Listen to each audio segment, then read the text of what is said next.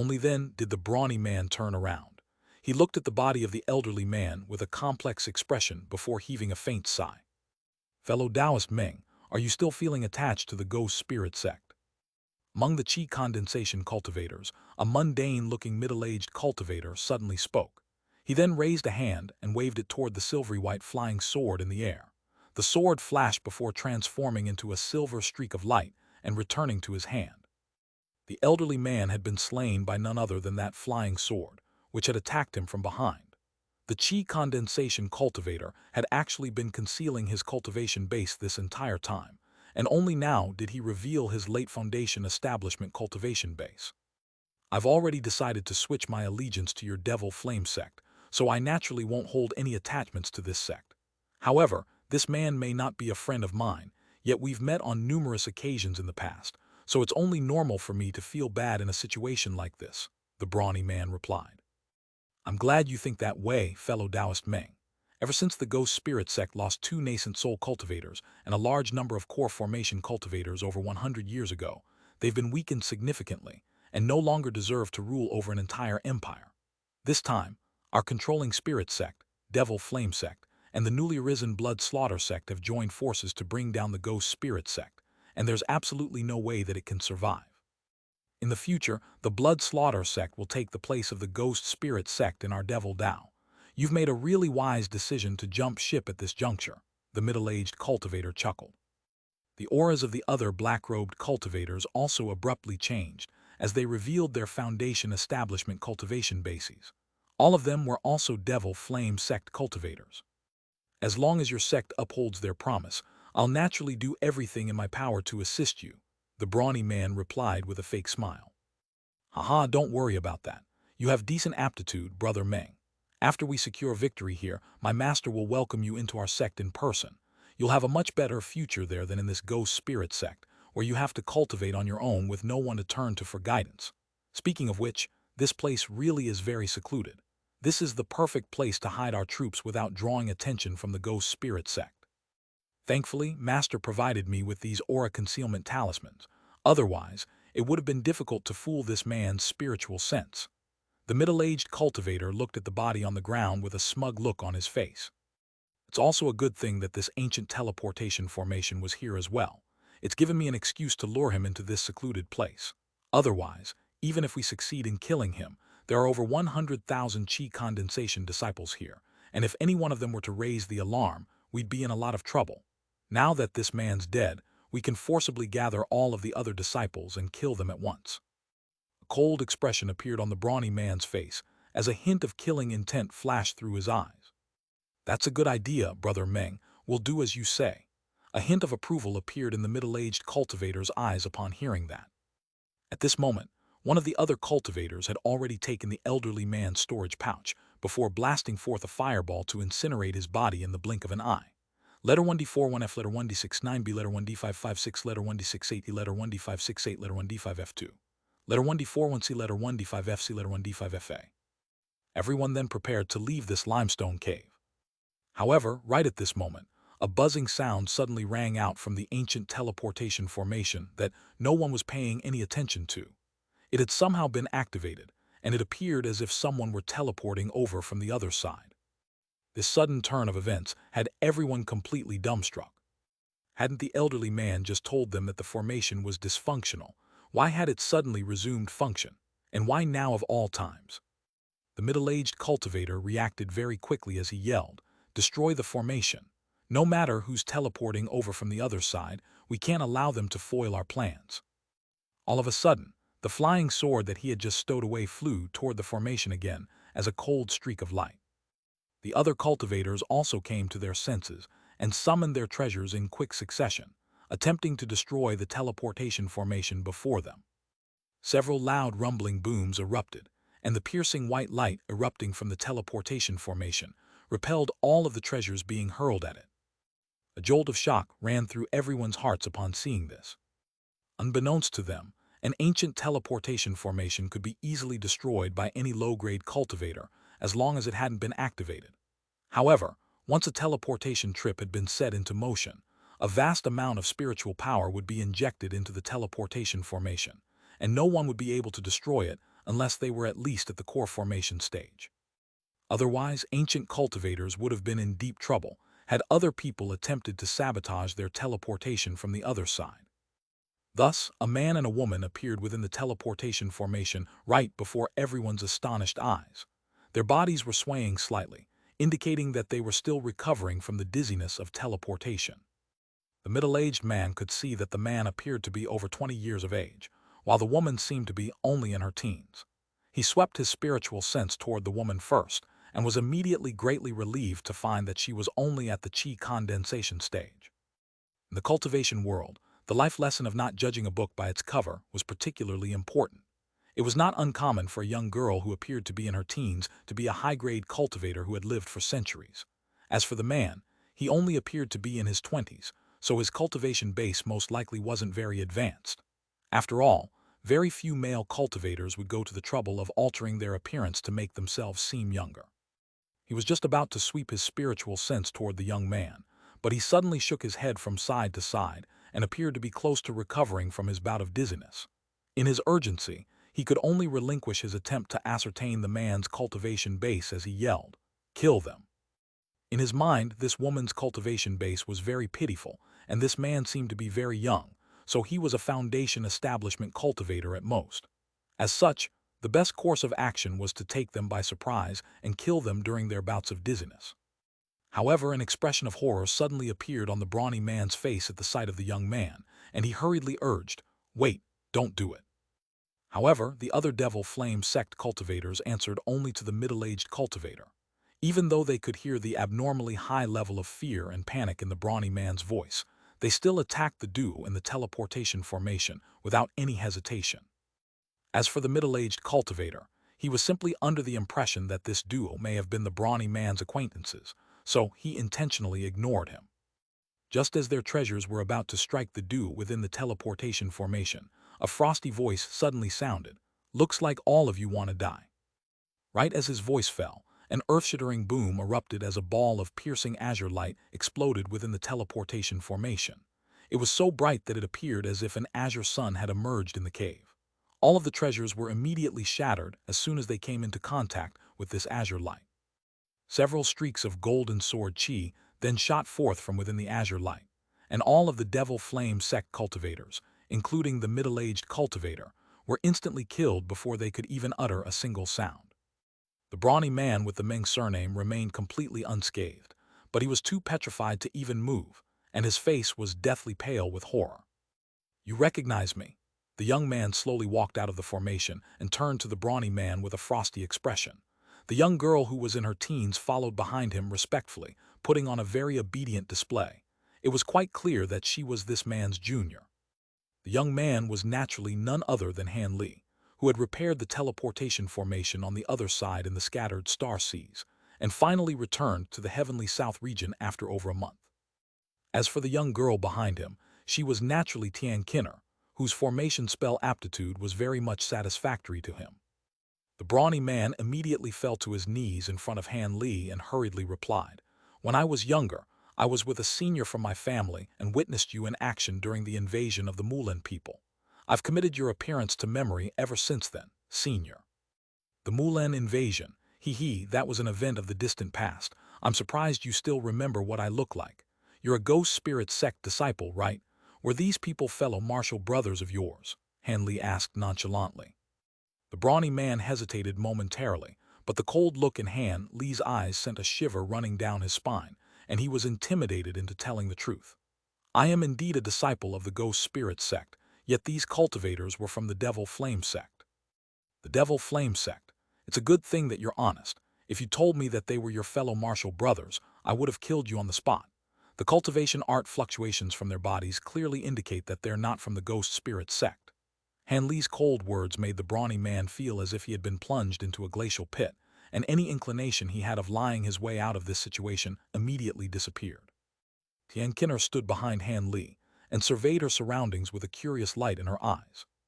"I have no interest in knowing why a Ghost Spirit Sect disciple like you would appear here with cultivators from the Devil Flame Sect, but I do have some questions for you, and you'd better answer them truthfully," Han Li continued. "I'll be sure to tell you everything I know, senior," the brawny man hurriedly replied. It's been some years since I was last in the Heavenly South region. Give me a recount of what happened in the cultivation world of the Heavenly South region in the past century, Han Li commanded. Yes. In terms of significant events, there's none more significant than an incident from 80 years ago, where the mystical sect of the Tian Lu nation destroyed the entire fire spirit sect in one night. What happened there was, the brawny man immediately launched into a tale at Han Li's behest. The vast disparity in their cultivation bases had the brawny man in constant horror, and he didn't dare to fabricate any false tales. Han Li's expression remained completely unchanged as he listened to the brawny man's story, and he would only interject with a question from time to time when something caught his interest.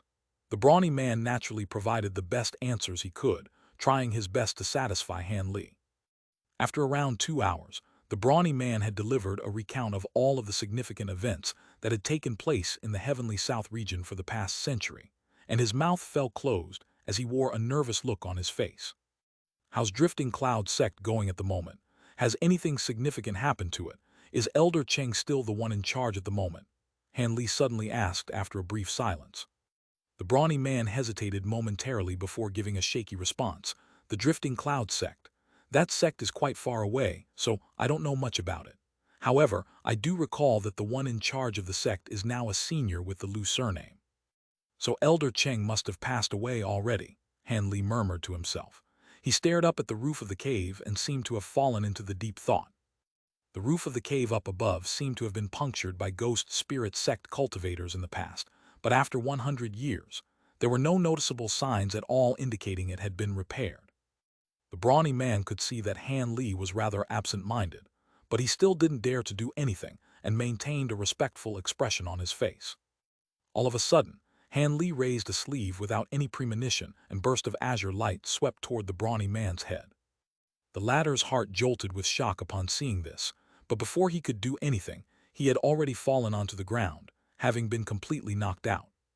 Han Li took a glance at the unconscious man on the ground, for suddenly flicking his fingers in quick succession, sending several streaks of golden sword chi flying into the formation behind them. A loud boom erupted and the formation was completely destroyed. Aside from the large crater that had been left in the ground, nothing remained to suggest that the teleportation formation had ever existed. Seeing as the formation over in the scattered star seas had been repaired by him, there was no need for the teleportation formation on this side to continue to exist. Otherwise, if someone else possessed a greater teleportation medallion like the did, they would also be able to teleport to the scattered star seas. Han Li wanted this to be a shortcut that was exclusively available to him and had no intention of sharing it with anyone else. He was already extremely familiar with the structure and construction process of teleportation formations, so if required, he could erect the same teleportation formation again in this place at any time. In any case, with his current staggering wealth, the costs of materials for setting up teleportation formations, which had once seemed astronomical to him, were no longer a problem. After doing all of that, Han Li reached out and feigned a grabbing motion toward the brawny man on the ground. An immense suction force dragged the latter's head firmly into Han Li's hand. A flash of light then appeared in his eyes as he began to unleash his secret technique. After a while, Han Li released his 5 fingers and the brawny man tumbled to the ground once again. Han Li murmured to himself expressionlessly, "You're lucky that you told the truth.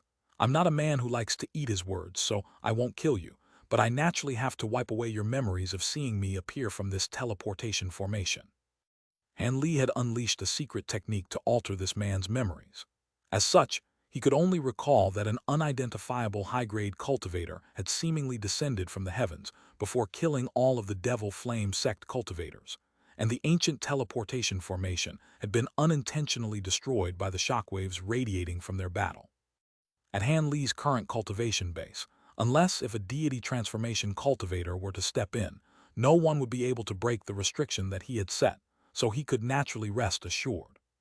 After that, Han Li released a few fireballs to incinerate the bodies of the Devil Flame Sect cultivators into ashes. Brilliant azure light then erupted from his body, sweeping up the young girl behind him as they shot forth, directly upward. An earth-shattering boom rang out, and the roof of the cave that had been repaired by the Ghost Spirit Sect was punctured again. The streak of azure light flashed once, and Han Li had already reached the surface of the ground up above. The streak of azure light then hurtled into the distance, completely disappearing after just a few flashes. After a while, all of the ghost spirit sect cultivators were drawn to the scene by the massive commotion that had just ensued, only to find the unconscious brawny man and the limestone cave where he was located, which was in a state of complete turmoil. Unbeknownst to them, a sneak attack that the Devil Flame sect had planned against the ghost spirit sect had been foiled, just like that. Meanwhile, Han Li was already on his way to the state of Zai. At Han Li's current cultivation, he was capable of traveling at extraordinary speeds. Even though he hadn't unleashed his full speed, the rate at which he flew was still quite astonishing. Along the way, Han Li would encounter the occasional cultivator, and all of them felt as if they had only just seen a spot of azure light flash several times in the distance before it had passed them by in the blink of an observation that left many of them completely dumbstruck. These cultivators were all naturally given a fright upon seeing this. Some of the cultivators with superior cultivation bases were aware that they had just encountered an unfathomably powerful senior, while the low-grade cultivators began to speculate about supernatural activity, thinking that they had just encountered some kind of monster in broad daylight. It only took Han Li several days to fly out of the state of Yue and reach the state of Yuanwu. After flying for a further 2 days in the state of Yuanwu, a thought suddenly occurred to Han Li, upon which he hesitated momentarily before flying in another direction with Tian Qin'er in two, temporarily altering his itinerary. Near a secluded mountain on the border of the state of Yuanwu, a spot of azure light flashed in the distance. A dazzling streak of azure light over 100 feet in length then shot forth and reached the air above the mountain in the blink of an eye, upon which the azure light receded. Han Li and Tian Qin'er were revealed as a result. Han Li looked down at the mountain peak, and a hint of emotion appeared in his eyes. He swept his spiritual sense downward, and a look of surprise suddenly appeared on his face. This was the mountain where Xin Ryan had once resided in hiding. The mountain itself looked no different compared to how it did back then, but Han Li could sense the auras of many cultivators down below, most of which were at the qi condensation and foundation establishment stages, but there also appeared to be 2 core formation cultivators among them. Some of the formation spell restrictions that Xin Ryan had set up were still in place, creating a dense layer of white mist down below that made it impossible for anyone to see what was going on down below. Han Li's eyes narrowed as he fell into deep thought. "Master, is something wrong?" Tian Qin'er blinked and asked carefully. "Not really. It's just that I haven't been here in a few years, and it seems that some welcome guests have settled in this place," Han Li replied indifferently. However, the young girl could see hints of displeasure on Han Li's face, and she immediately knew that it was best not to pry further into the matter. However, Han Li suddenly turned to her and asked her something that caught her completely off guard. "What do you think of this mountain?" Tian Qin'er was very confused by this question, and she carefully examined the small mountain down below before replying hesitantly. "This mountain. The spiritual qi here isn't very abundant, but the scenery isn't bad. This was the residence of one of my past acquaintances." A hint of disappointment appeared on Han Li's face, but he soon recomposed himself before raising a hand. A spluttering sound rang out as a crimson fireball abruptly emerged. Right before Han Li's expressionless eyes, the fireball began to revolve incessantly above his palm, and it began to expand drastically at a phenomenal rate. Within the span of a breath, it had become as large as a wash basin. This was quite a startling transformation. Han Li looked down with a cold expression before waving his hand through the air, upon which the fireball came hurtling down from above like a shooting star, disappearing into the mist in a flash. The mist began to tumble violently as a loud boom erupted. A fiery cloud exploded within the white mist as waves of fire surged aggressively, puncturing a hole into the restriction that was over 100 feet in diameter, and this hole was still rapidly expanding, while the mist was reduced to water vapor. The entire restriction had been destroyed by Han Li with ease, using a mere fireball. The white mist dissipated, and the scenes down below were gradually revealed.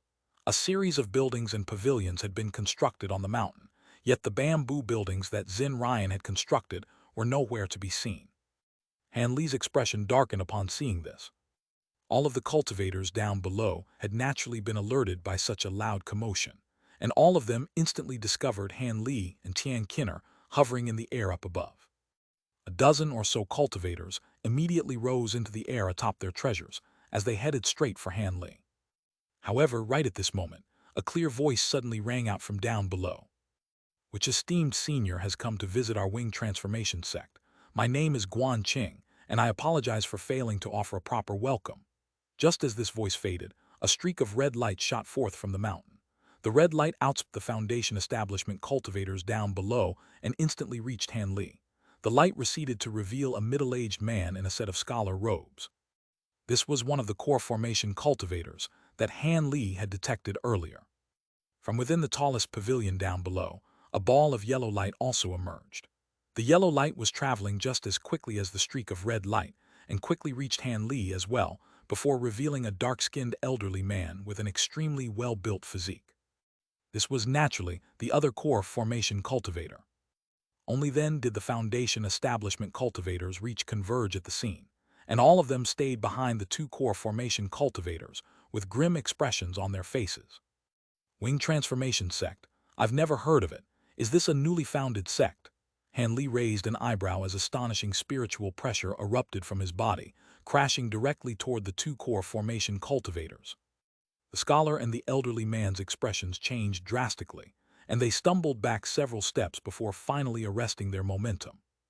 A nascent soul cultivator, the scholar exclaimed. Senior, you're a late nascent soul great cultivator. The dark-skinned elderly man swept his spiritual sense toward Han Li, upon which an incredulous look appeared on his face. Han Li made no attempt to hide his cultivation base, and this elderly man had quite a powerful spiritual sense for a cultivator of his caliber, so he was naturally able to detect Han Li's power. A late nascent soul cultivator. The scholar was given another fright as he also swept his spiritual sense toward Han Li. Meanwhile, Han Li stood with his hands clasped behind his back, surveying the two of them expressionlessly. After the scholar had ascertained Han Li's cultivation base with his spiritual sense, his expression had also become very strained. The two core formation cultivators glanced at one another before extending respectful bows in unison, and the elderly man said, "We pay our respects to the esteemed senior. Our sect is indeed a newly founded one. May I ask for the purpose of your visit, senior? If there's anything I can help you with, I'll be sure to do my best." The scholar also wore a respectful look on his face. This was a great cultivator that could destroy their entire sect with ease, and the two of them were feeling extremely uneasy. After all, Han Li had just destroyed the restriction down below in an extremely violent manner, and that certainly didn't bode well for them. Upon seeing their masters concede in such a tame manner, and hearing the words, late nascent soul cultivator, the Foundation establishment cultivators behind them were also completely petrified. After all, to low-grade cultivators like them, late nascent soul cultivators were at the upper limit of power in the human world. It was everyone's dream to be able to reach such a lofty cultivation base. Seeing as this is a newly founded sect, then you should have a nascent soul cultivator among your ranks. Where is your master? Han Li asked coldly. The elderly man mustered up his courage and replied, Our master is Huang Yao the Enlightened, and he left to visit a friend a month ago. The two of us are currently looking after the sect in his stead. He's not here, so be it, it doesn't matter anyway. When did all of you move into this place and where's the person that used to live here? Han Li asked. The elderly man was slightly taken aback by this question, and he turned to the scholar beside him as he replied, Our sect moved here 70 years ago. As for the person who once lived here. The scholar was also surprised by this question, but without even turning his head, he immediately yelled, Feng Zhai, come here, this senior has something to ask you. Right as his voice fell, all of the Foundation establishment cultivators turned to one of their members in unison.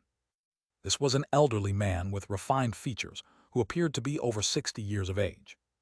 This cultivator by the name of Feng Zhai also wore a stunned look on his face. You're calling for me, master. The elderly man by the name of Feng Zhai hesitated before confirming the situation, in fear that he had misheard. Yes, I'm calling for you. Hurry up and get over here.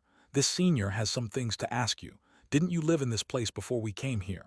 The scholar urged in a stern voice, in fear that Han Li would be irked by this slow disciple.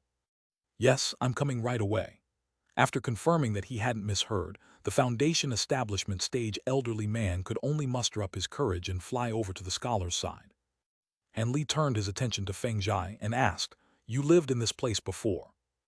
Yes, senior. Prior to joining this sect, I did indeed live in this place, as had many generations of my forefathers, Feng Zhai replied in an uneasy manner.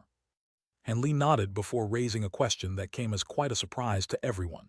I see. How did you reach the foundation establishment stage? Feng Zhai was also puzzled by this question, but he still hurriedly replied.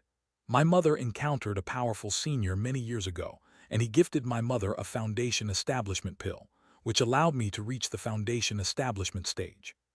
So that means you're Xiao Mei's descendant. Han Li's expression eased slightly.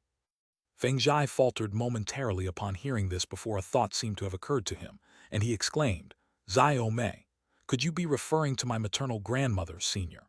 Are you the one who gifted my mother the foundation establishment pill all those years ago, senior? You're pretty quick-witted, after all. Han Li confirmed this notion indirectly with a chuckle. Thank you for your kindness, senior. I've always wanted to meet you and thank you in person. The elderly man hurriedly fell to his knees in midair with an expression of surprise and elation on his face. Meanwhile, the scholar and the dark-skinned elderly man were completely stunned. And Li allowed the elderly man to extend a salute to him before continuing. Back then, I was nowhere near as powerful as I am today, and I met your forefathers on several occasions. After that, I encountered your mother and gifted her a foundation establishment pill.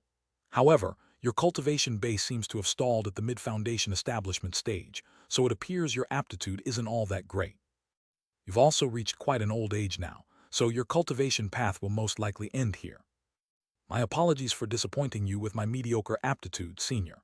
Feng Zhai replied with a shameful blush on his face. I have nothing to be disappointed about. By the way, how did this wing transformation sect move into this place? This is the place where the master of your maternal grandmother once resided. Are you not aware of this? The master of your maternal grandmother was once a good friend of mine. Han Li's expression suddenly darkened as his voice turned cold and forbidding. The expressions on the faces of the scholar and the dark-skinned man immediately changed drastically. Feng Zhai's heart jolted upon hearing this, and he hurriedly replied, I am indeed aware of this, which is why I made sure to move the bamboo buildings that Senior Xin once resided in to the other side of the mountain. They've since been kept in their original condition, and I've allowed no harm to come to them. This is one of the conditions I stated before allowing the sect to settle here. Is that so? Han Li turned to the two core formation cultivators with a cold light in his eyes. The scholar seemed to have identified the reason for Han Li's displeasure, and he hurriedly explained, that is indeed the case. This place is not where our wing transformation sect is actually situated. Instead, it's only a temporary dwelling for us. The reason why so many of our disciples are here is because we have to take care of a few matters in the state of Yuan Wu, so we had no choice but to stay here for the time being. After transferring fellow Taoist Zin's bamboo buildings to the other side of the mountain, we haven't touched them at all. I see. Regardless of all that, this is the past residence for an old friend of mine, and I don't want to see any other cultivators here. I trust the two of you are aware of what you should do next, Han Li said in a cold voice. The dark-skinned man shuddered and immediately said, Of course, we'll move out of this place with our disciples right away. The scholar nodded eagerly in agreement. That would be great. I'll leave you to it then. Take me to fellow Taoist Zin's bamboo buildings. Han Li turned his attention to Feng Zhai and asked him to lead the way. Right away, senior. Feng Zhai naturally didn't dare to delay as he gave a respectful reply. He bowed toward the scholar before activating his treasure and flying toward the other side of the mountain. Azure light erupted from Han Li's body, sweeping up Tian Qin'er within as he flew along behind Feng Zhai. The scholar heaved a sigh of relief before transmitting his voice to the dark-skinned man as he asked, Is that man really a late nascent soul cultivator? We haven't made a mistake here, have we? Why is it that he doesn't look like any of the three legendary great cultivators? Even from so far away, he still didn't dare to communicate directly with words. That should be the case. The spiritual pressure he released just then was several times more terrifying than even our Master S. That man is indeed not one of the three legendary great cultivators. Perhaps a fourth great cultivator had finally appeared, the dark-skinned man speculated. If that's really the case, then news of this man should have spread through the entire Heavenly South region already, the scholar murmured. Forget about it. No matter who he is, he's definitely someone whom our master wouldn't even dare to mess with. Let's hurry up and evacuate this place. If we're too slow in moving out and he decides to change his mind, we'll be in big trouble, the dark-skinned man said with a grave expression. You're right, senior marshal brother. I'll start the evacuation process right away. What a pity that we have to give up such a fantastic dwelling, though, the scholar sighed reluctantly. HMPH, we're already extremely fortunate. Thank heavens you recruited Feng Zhai into our sect. Without him here, I feel like that man would have destroyed our sect in a fit of rage. How come I didn't know that this disciple of yours has ties with such a powerful senior? Were you aware of this, junior martial brother? And who was the person that lived here in the past? To think that they were once the acquaintance of a late nascent soul cultivator, the dark-skinned man sighed. You stumped me there, senior martial brother. You already know this. I accepted Feng Zhai as my disciple very early on, but that was only because he was a foundation establishment cultivator. In terms of aptitude, his is very mediocre, so I didn't pay much attention to him and don't know a lot about him as a result. I did ask him about the former owner of the bamboo buildings here once. After all, the restrictions here are rather crude, but they're very practical and useful. However, Feng Zhai told me that this person was only a qi condensation cultivator, so I paid this matter no heed. The scholar was also becoming quite confused. A qi condensation cultivator and a late nascent soul cultivator. Even if this were many years in the past, surely the disparity between them is a little too large. The dark-skinned man was feeling rather speechless. The scholar could only give a wry smile upon hearing this. After that, the two of them didn't dare to delay any longer, and immediately led the other cultivators back to the buildings down below. At their behest, the 300 to 400 disciples present all began to pack up their belongings in preparation to vacate this site. At this moment, Han Li had made his way into a green Jade building with Tian Kinner by his side. The Jade building was very clean and well-maintained, but its age was very apparent. Feng Zhai led the way and explained in a fawning manner. After these bamboo buildings were transferred to this place, I did as I was told by my mother, and cast some spiritual light on them at regular intervals to prevent them from rotting, and also cleaned them regularly. That's good to hear. Han Li's lips twitched as he strode into the main hall of the Jade building before surveying his surroundings. If he recalled correctly, this pavilion was the one that Xin Ryan had once resided in. Everything here was still the same, yet she had already passed away. Han Li heaved an internal sigh as he turned his gaze toward Tian Kinner, upon which his heart stirred slightly in response to what he saw. Tian Kinner's eyes were completely glazed over as she stroked the bamboo tables and chairs within the hall. As she began to slowly walk around the room, she appeared to have fallen into a trance. A complex expression flashed through Han Li's eyes upon seeing this. He was silent for a while before waving Feng Zhai away as he instructed, "Leave us alone in this place. I'm going to spend a day here with my disciple, and you can come back again tomorrow." Han Li's voice was completely implacable, and Feng Zhai's heart stirred slightly as he nodded respectfully before departing. Han Li's body swayed and he appeared in a corner of the hall, where he sat down with his eyes closed and began to meditate, leaving Tian Kinner to slowly wander Xin Ryan's past residence. The next morning, Feng Zhai came to the bamboo building uneasily to meet Han Li again, only to discover that he and his disciple were nowhere to be seen. However, there were 2 vials of unidentifiable pills left on the bamboo table. Feng Zhai was ecstatic upon seeing this. Pills left behind for him by a late nascent soul cultivator were naturally prized treasures in his eyes. He carefully stowed the pills away, and at the same time, he had made up his mind. He was going to maintain these bamboo buildings to the best of his abilities. If this senior decided to visit this place again, perhaps more cultivation resources would be bestowed upon him for his efforts. Han Li was, of course, oblivious to Feng Zhai's thoughts, as he was already hundreds of thousands of kilometers away. However, the entranced look in Tian Kinner's eyes refused to fade. Instead, she was becoming even more absent-minded and unsettled. Tian Kinner hadn't spoken a single word ever since they left that mountain, but she suddenly said, "Master, why did you take me to that place? Did those bamboo buildings have something to do with me?" "I couldn't be sure whether they had something to do with you or not, but I can almost be certain now that they are indeed related to you," Han Li replied calmly. "What do they? Do you believe in reincarnation?" Tian Kinner was just about to ask another question, when Han Li cut her off with a question of his own.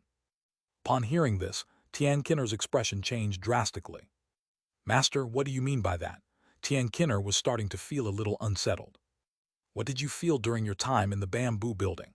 Han Li answered her question with another question. "I don't know, but it was a very strange feeling that I can't put into words," Tian Kinner murmured in reply. "That was the past residence of one of my old friends.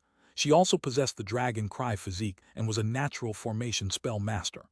However, she passed away at a very young age, Han Li said in a slow voice. Tian Kinner faltered upon hearing this before asking, "Didn't you try to save her, master?" "I hadn't even reached the core formation stage yet back then. How was I supposed to save her? Besides, her heart had already died due to other factors. The formation spell book I left to you was something that she had given me. I first came into contact with fellow Taoist Xin Ryan through another fellow Taoist by the name of Xianxia. Back then, I had only just reached the foundation establishment stage and attended an underground auction." Han Li began to give Tian Kinner a recount of past events, from how he had encountered Xianxia by chance, then encountered Xin Ryan, then the reasons for their eventual deaths. His story only concluded after he told Tian Kinner about he had met Xin Ryan's servant following his departure. However, by this point, Tian Kinner was completely dumbstruck by the story. Only after a long while did she exhale as a complex look appeared on her face, and she said, "I see. So you think I'm a reincarnation of that person, master?" "I was rather skeptical initially, but after seeing your reaction in that bamboo building, I'm at least 50% sure that this is indeed the case, and that's enough for me. It appears that reincarnation most likely does exist, after all," Han Li chuckled. "Then the reason why you accepted me as your disciple." Tian Kinner was becoming rather uneasy upon hearing that. "Don't worry, I genuinely wish to take you under my wing. Fellow Taoist Xin was a good friend of mine, and I admired her greatly for her aptitude in formation spells. I accepted you as my disciple partly because you could very likely be the reincarnation of my old friend, but I also want to raise you to become a true formation spell master, as you could prove to be very useful to me in the future. Of course, if you change your mind and no longer wish to be my disciple, I can take you back to the scattered star seas right away," Han Li said calmly. "I don't know if I'm a reincarnation of Master's old friend, but even if that were the case, I can't remember anything about my past life. I'm extremely fortunate that a great cultivator like Master has decided to accept a chi condensation stage disciple like me. How could I possibly give up on such a brilliant opportunity?" Tian Kinner hurriedly shook her head with a panicked expression, as if she really were afraid that Han Li would change his mind about taking her under his wing. After all, no official disciple acceptance ceremony had been held yet, so she was only an in-name disciple of his. "Good. I can't guarantee you much else at the moment, but at the very least, I'm confident in my abilities to get to you to progress safely to the core formation stage," Han Li said with a smile. Kinner is willing to serve her master wholeheartedly. Tian Kinner immediately pledged her loyalty to Han Li. "All right, when we get back to the Drifting Cloud sect, I'll officially take you as my disciple. I've never officially accepted any disciples in the past, but I do have an in-name disciple. You'll be able to see her at the sect," Han Li continued with a smile. Tian Kinner's heart stirred upon hearing this, and an elated smile appeared on her face. After that, Han Li accelerated even further, and the two of them disappeared into the distance in the blink of an eye. A few months later, Han Li and Tian Kinner reached the state of Zai. Several days after that, a streak of piercing azure light appeared near the Dreamcloud Mountains. When they were roughly 50 kilometers away from the mountain ranges, an ear-splitting cry suddenly erupted from within the azure light. The cry was like the roar of a dragon, but also like the cry of a phoenix, and even the nearby clouds were disturbed by the powerful resulting sound waves. The streak of azure light was traveling at an incredibly fast speed, and covered a distance of several tens of kilometers in just a few flashes. The immense spiritual power imbued within the cry had alerted all three of the major sects within the Dreamcloud Mountains. Everyone within those sects, from ordinary chi condensation and foundation establishment disciples to nascent soul elders, were all stunned upon hearing this cry from afar. All of the nascent soul cultivators sprang into action at once, emerging from their respective sects to see which powerful being was declaring his arrival at the Dreamcloud Mountains in such a reckless manner. Thus, when Han Li was still close to 10 kilometers away from the mountain ranges, 5 streaks of light had already come out to meet him, and they appeared to be nascent soul cultivators from the 3 sects. Han Li's heart stirred up seeing this. His emotions had been in a state of disarray at the thought of being able to see Nangong Wan again soon, but he was forced to calm himself down here.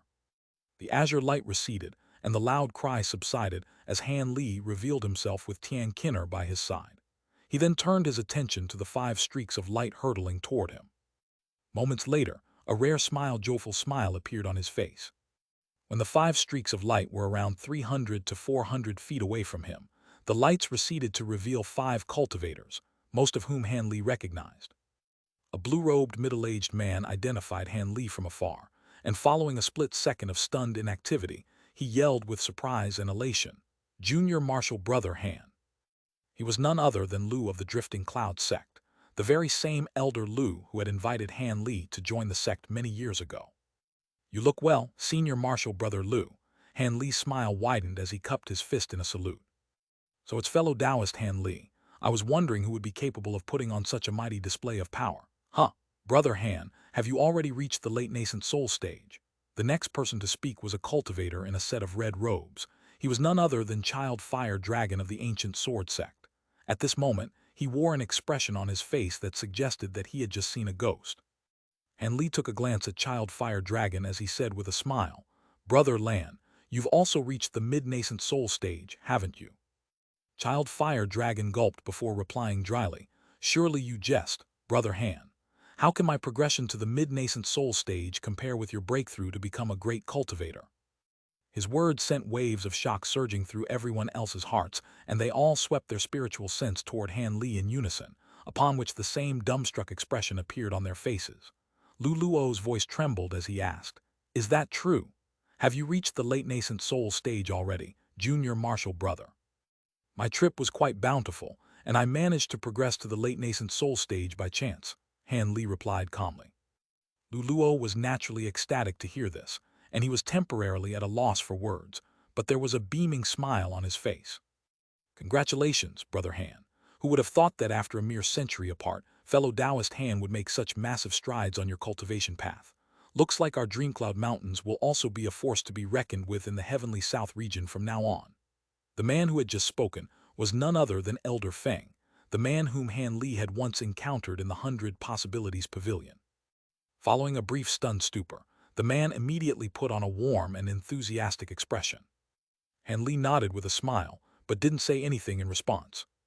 Even though early nascent soul cultivators and late nascent soul cultivators were both nascent souls, and referred to one another as equals, both of them were well aware of the massive disparity between the two. As such, everyone else was naturally struck by a sense of inferiority when standing before Han Li. As for the other 2 unfamiliar men present, they were new elders of the Ancient Sword Sect and the 100 Possibilities Pavilion. In the presence of Han Li, these 2 were feeling even more uneasy, and after extending a greeting toward Han Li, both of them refrained from saying anything else. "Brother Lan, fellow Taoist Feng, you 2 can go back for now. I've been away from the sect for a long time, so I plan to stay there for a few days before visiting the Ancient Sword Sect, the 100 Possibilities Pavilion. How does that sound?" Han Li proposed. Child Fire Dragon and Elder Feng immediately replied by expressing that there was no need for Han Li to visit their sects. Instead, they were going to gather their fellow elders to visit the Drifting Cloud Sect instead. They secured Han Li's agreement to pay the Drifting Cloud Sect a visit in 3 days before taking their leave. Thus, the only one that remained from the initial 5 was Lu Luo. After the other 4 cultivators disappeared into the distance, Han Li turned to Lu Luo with furrowed brows and asked, "Senior Martial Brother Lu, the other 2 sects have all recruited new nascent soul cultivators. Does our sect still not have a new nascent soul elder? Why do you have to go to the trouble to come here and welcome me in person? I'm quite ashamed to admit this, but with your resounding reputation, we were able to recruit many disciples with good aptitudes. However, their cultivation bases are all rather lacking, and there are that many who are even close to reaching the nascent soul stage. However, I'm sure they'll all develop into pillars of our sect in the future. By the way, who's this?" An awkward expression appeared on Lu Luo's face at first, but that soon gave way to befuddlement as he turned his attention to Tian Kinner. "This is a disciple that I accepted during my travels. I haven't held an official disciple acceptance ceremony yet," Han Li replied with a smile. Tian Kinner was very clever, and she immediately stepped forward before extending a respectful curtsy. Tian Kinner pays her respects to Martial Uncle Lu. She was only a chi condensation cultivator, but after being accepted by Han Li as his disciple, she was naturally different from all of the other sect disciples, whose position in the sect hierarchy was determined by their cultivation base. "Haha, I didn't think that Junior Martial Brother Han would be accepting disciples so quickly. As your martial uncle, I don't really have anything good to give you." Here's a protective treasure that I've used in the past." Luluo laughed heartily as he patted the storage pouch hanging from his waist, upon which a shimmering red crystal ball appeared in his hand, which he offered to Tian Kinner. Tian Kinner faltered upon seeing this before extending another delighted curtsy, then accepted the treasure with a joyful expression. Han Li smiled upon seeing this exchange before the two of them flew toward the drifting cloud sect with Tian Kinner in tow. On the way there, Luluo gave Han Li a rough recount of what had happened in the drifting cloud sect during the past century. However, the most important events were naturally the death of Senior Marshal Brother Cheng and Nangong Wan's perilous situation. Han Li had anticipated that Senior Marshal Brother Cheng was close to the end of his lifespan, but he was still struck by a hint of grief upon hearing about his demise. After all, Han Li was once very close with this Senior Marshal Brother Cheng. Upon learning the fact that Nangong Wan was still afflicted by her seal, Han Li's heart sank as a tense look appeared on his face. However, Luluo smiled and explained, "Not to worry, Junior Marshal Brother. Even though Sister Nangong's seal still hasn't been lifted, she's already woken up and she'll be fine. It's just that she's practicing a cultivation art in the ice wall, and if she were to break out from it now, her prior efforts would be wasted." Han Li's heart eased slightly upon hearing this. It appeared that the situation was just as he had anticipated. Even without lifting the seal on Nangong Wan's body, she would still be fine. However, seeing as he had already obtained the method to lift the seal, he was naturally not going to waste it. It would be best to alleviate Nangong Wan's condition in case she was to be afflicted by any unforeseen troubles in the future. Thus, Han Li quickly made his decision. While chatting with one another, the three of them had already reached the restriction formation around the drifting cloud sect. On the way there, Luluo had already released a voice transmission talisman, so as soon as the two of them reached the formation, the mist permeating throughout the entire restriction tumbled before slowly dissipating. The entire formation around the sect was being deactivated. Han Li stirred slightly upon seeing this, but before he had a chance to say anything, hundreds of Foundation establishment cultivators had been led out of the mountain by a dozen or so core formation cultivators, and they arranged themselves into orderly rows as they yelled in unison. "The disciples of the Drifting Cloud Sect pay our respects to Elder Han, and extend our heartfelt congratulations to your progression to the late nascent soul stage." All of the cultivators then bowed toward Han Li with excited expressions on their faces. It was quite clear that Luluo had already disclosed the news of Han Li's progression to the late nascent soul stage in the voice transmission talisman that he had just released. That was why these disciples had gathered together to present such a grand welcome to this Elder Han. After all of the Drifting Cloud Sect disciples were well aware of what it meant for a great cultivator to emerge in their sect. Their sect would immediately become one of the few super sects in the Heavenly South region, and as a result, the cultivation resources they would be entitled to would be far superior to what they had received in the past. As such, how could they not be ecstatic? Han Li turned to Luluo with a wry smile and said, "Senior Marshal Brother Lu, was there really a need to kick up such a big fuss?"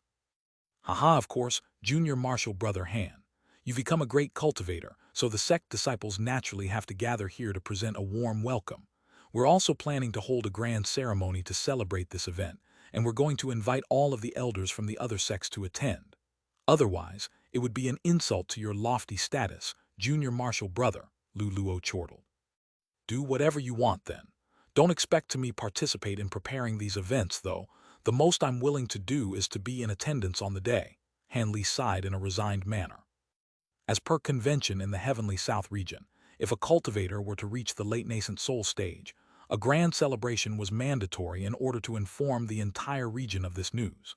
In doing so, all of the other sects would be alerted to this news, and the Drifting Cloud Sect would establish itself as a super sect. Han Li wasn't opposed to bolstering the reputation of the sect, so he didn't state any objections.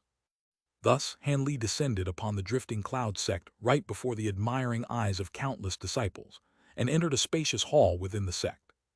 Han Li sat in the main seat within the hall and Luluo sat next to him, but his seat was positioned slightly off-center, thereby indicating that Han Li was the star of the show. Han Li didn't make any remark upon seeing this. He was the only late nascent soul great cultivator in the sect, and if he weren't willing to take up the mantle, then major problems would arise. Not only would the disciples of the sect be concerned about whether Han Li was abandoning the sect, the other sects would also become suspicious about the situation in their sect. Sooner or later, trouble was going to be brewed. As such, Han Li willingly sat down in the main seat within the hall, but he refrained from saying anything. After all, it had been many years since he had returned to the sect, and he was completely unfamiliar with the situation within the sect, so it was best to leave the logistics to senior martial brother Lu. As it turned out, Lu Luo was nowhere near a standout among nascent soul cultivators, yet he was very good at managing the sect's internal affairs. He organized all of the new core formation disciples in the sect to pay their respects to Han Li one after the other, then officially announced the news of Han Li's progression to the late nascent soul stage again. Then, he began to hand down some missions to all of the ecstatic disciples in preparation for the upcoming celebration. Han Li sat in his seat with an indifferent expression as he swept his gaze nonchalantly over the disciples before him. Most of the disciples who had the right to be here were core formation disciples, and the rare foundation establishment disciples among them were all responsible for important duties within the sect. No matter which disciple he turned his attention to, the disciple would always lower their head in order to avoid Han Li's gaze as a sign of respect. After a while, Han Li discovered that his in-name disciple, Liu Yu, and that woman with the song surname weren't present. Han Li stirred slightly with a peculiar look on his face upon arriving at this realization. After Lu Luo had finally finished delivering a long list of instructions to everyone, all of the disciples exited the hall in a respectful manner to make preparations for the upcoming celebration. Senior Martial Brother Lu, I don't think I saw Martial Niece Song there. Has she gone out on a mission? Han Li asked. Lu Luo chuckled in reply. Martial Niece Song has gone to the Devil Fall Valley. She's trying to refine a type of pill, but she's missing a rare herb. This herb is already extinct, yet someone has recently discovered some in the Devil Fall Valley. She went to the Devil Fall Valley. Han Li's expression changed upon hearing this. Don't worry, Junior Martial Brother. This type of herb can be found in the outskirts of the Devil Fall Valley. Also, due to some unknown reason, ever since you last visited the Devil Fall Valley, the inner valley is still fraught with peril, yet the restrictions in the outer valley are growing weaker year by year, and almost all of the spatial rifts there have also disappeared. On the outskirts of the valley, there are only a few areas where demon beasts may be lurking, but overall, it's not very dangerous. Many cultivators have traveled there in the past several decades and emerged from within with bountiful hauls. By the way, Martial Niece Liu and that servant also went together with her. The three of them are all core formation cultivators, and they brought several powerful treasures with them, so they should be fine, Lu Luo hurriedly explained. Is that so? Liu Yu and Mu Paling also went to the Devil Fall Valley. Han Li was rather surprised to hear this. Indeed, I don't know what kind of miracle pill you left behind, but your servant was able to reach the mid-core formation stage in just a century. The rate of her cultivation was quite shocking, even to me. Perhaps she'll also have a chance to reach the nascent soul stage. Lu Luo clicked his tongue in wonder. The pills I left behind was only a secondary factor. Paling's attitude has always been exceptional, Han Li replied as he stroked his chin. Back when he first left, he had thought that he would be able to return from the Great Jin in around a decade or so, and as a result, he hadn't left behind all that many pills for her that would advance her cultivation base.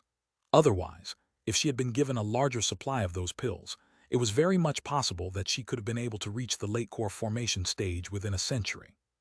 However, he had now reached the late nascent soul stage, and the copulation essence arts were only effective for nascent soul cultivators, so he would have to think about what to do with this woman. After all, everyone knew that this woman was his servant, so even if he were to release her right away, there would be very few male cultivators who would dare to risk irking a great cultivator just to take her for themselves. After chatting with Lu Luo for a while longer, Han Li suddenly got up and took his leave so he could visit Nangong Wan. Lu Luo naturally wasn't going to try and stop him. Thus, Han Li left Tian Kinner in the hall for now while he headed to the forbidden area within the sect. A short while later, Han Li appeared in front of the stone chamber within the forbidden area. His emotions were feeling slightly unstable as he lifted the restriction and slowly pushed the stone door open. The stone chamber had been maintained in a pristine condition and looked completely identical to when he had last left it. The shimmering wall of ice was still situated directly across from the stone door. The only thing that was different was that Nangong Wan had turned from a little girl into an exquisite beauty again. However, her eyes were shut, and she appeared to still be in a deep slumber. Han Li's body swayed, and he instantly appeared in front of the ice wall. He stared intently at the woman within the ice, with a complex expression on his face. Right at this moment, Nangongwan's eyelashes tremored and she slowly opened her eyes, meeting Han Li's gaze with her own. The two of them stared at each other in silence. A short while later, a faint smile appeared on the woman's face as she said in a gentle voice, "I'm glad to see that you're back." Within the depths of the Devil Fall Valley's inner valley, an earth-shattering boom suddenly erupted halfway up an unidentifiable mountain. A burst of dense black chi emerged from a cave before tumbling erratically and proliferating over an area of several thousand feet in the blink of an eye. Almost half of the entire sky had been obscured by this black chi, and it was as if an almighty fiend celestial were descending into this world. Through the use of the devil chi left behind by that ancient devil, I was able to reach the mid-nascent soul stage in just over a century. I've even mastered the last 2 layers of profound yin devil chi. It looks like it really was the correct decision to take such a big risk in coming to this Devil Fall Valley. Next, I just have to find a few powerful treasures within the valley and I'll have nothing to fear, even if that man comes again. After that, I'll find a way to enter the myriad depth devilish abyss, then draw upon the devilish chi there to nurture this devilish corpse body. In that case, it won't be impossible for me to reach the late nascent soul stage. Other devil cultivators are afraid of self-detonation from absorbing too much devilish chi, but I have the body of a devilish corpse, so I have nothing to fear. When the time comes, I'll reach the late nascent soul stage and kill that man, then engulf his soul. I'll be only Han Li in this world then, and that's how it should be. A coarse voice rang out from within the black chi, followed by a burst of deranged laughter. All of a sudden, the black chi surged violently toward a certain direction, disappearing in the blink of an eye. Within a bamboo forest on the outskirts of the Devil Fall Valley, a ball of red light suddenly shot forth before fleeing rapidly into the distance. However, a delicate cry erupted, and 3 streaks of lights of different colors hurtled through the bamboo forest at an even more incredible speed, catching up to the red light after just a few flashes. The 3 streaks of light flashed toward the ball of red light, and a peculiar cry erupted from within as a strange bird over 10 feet in size plummeted to the ground. A white streak of light then flew through the bamboo forest, reaching the fallen bird in a flash before revealing a beautiful woman in a white dress.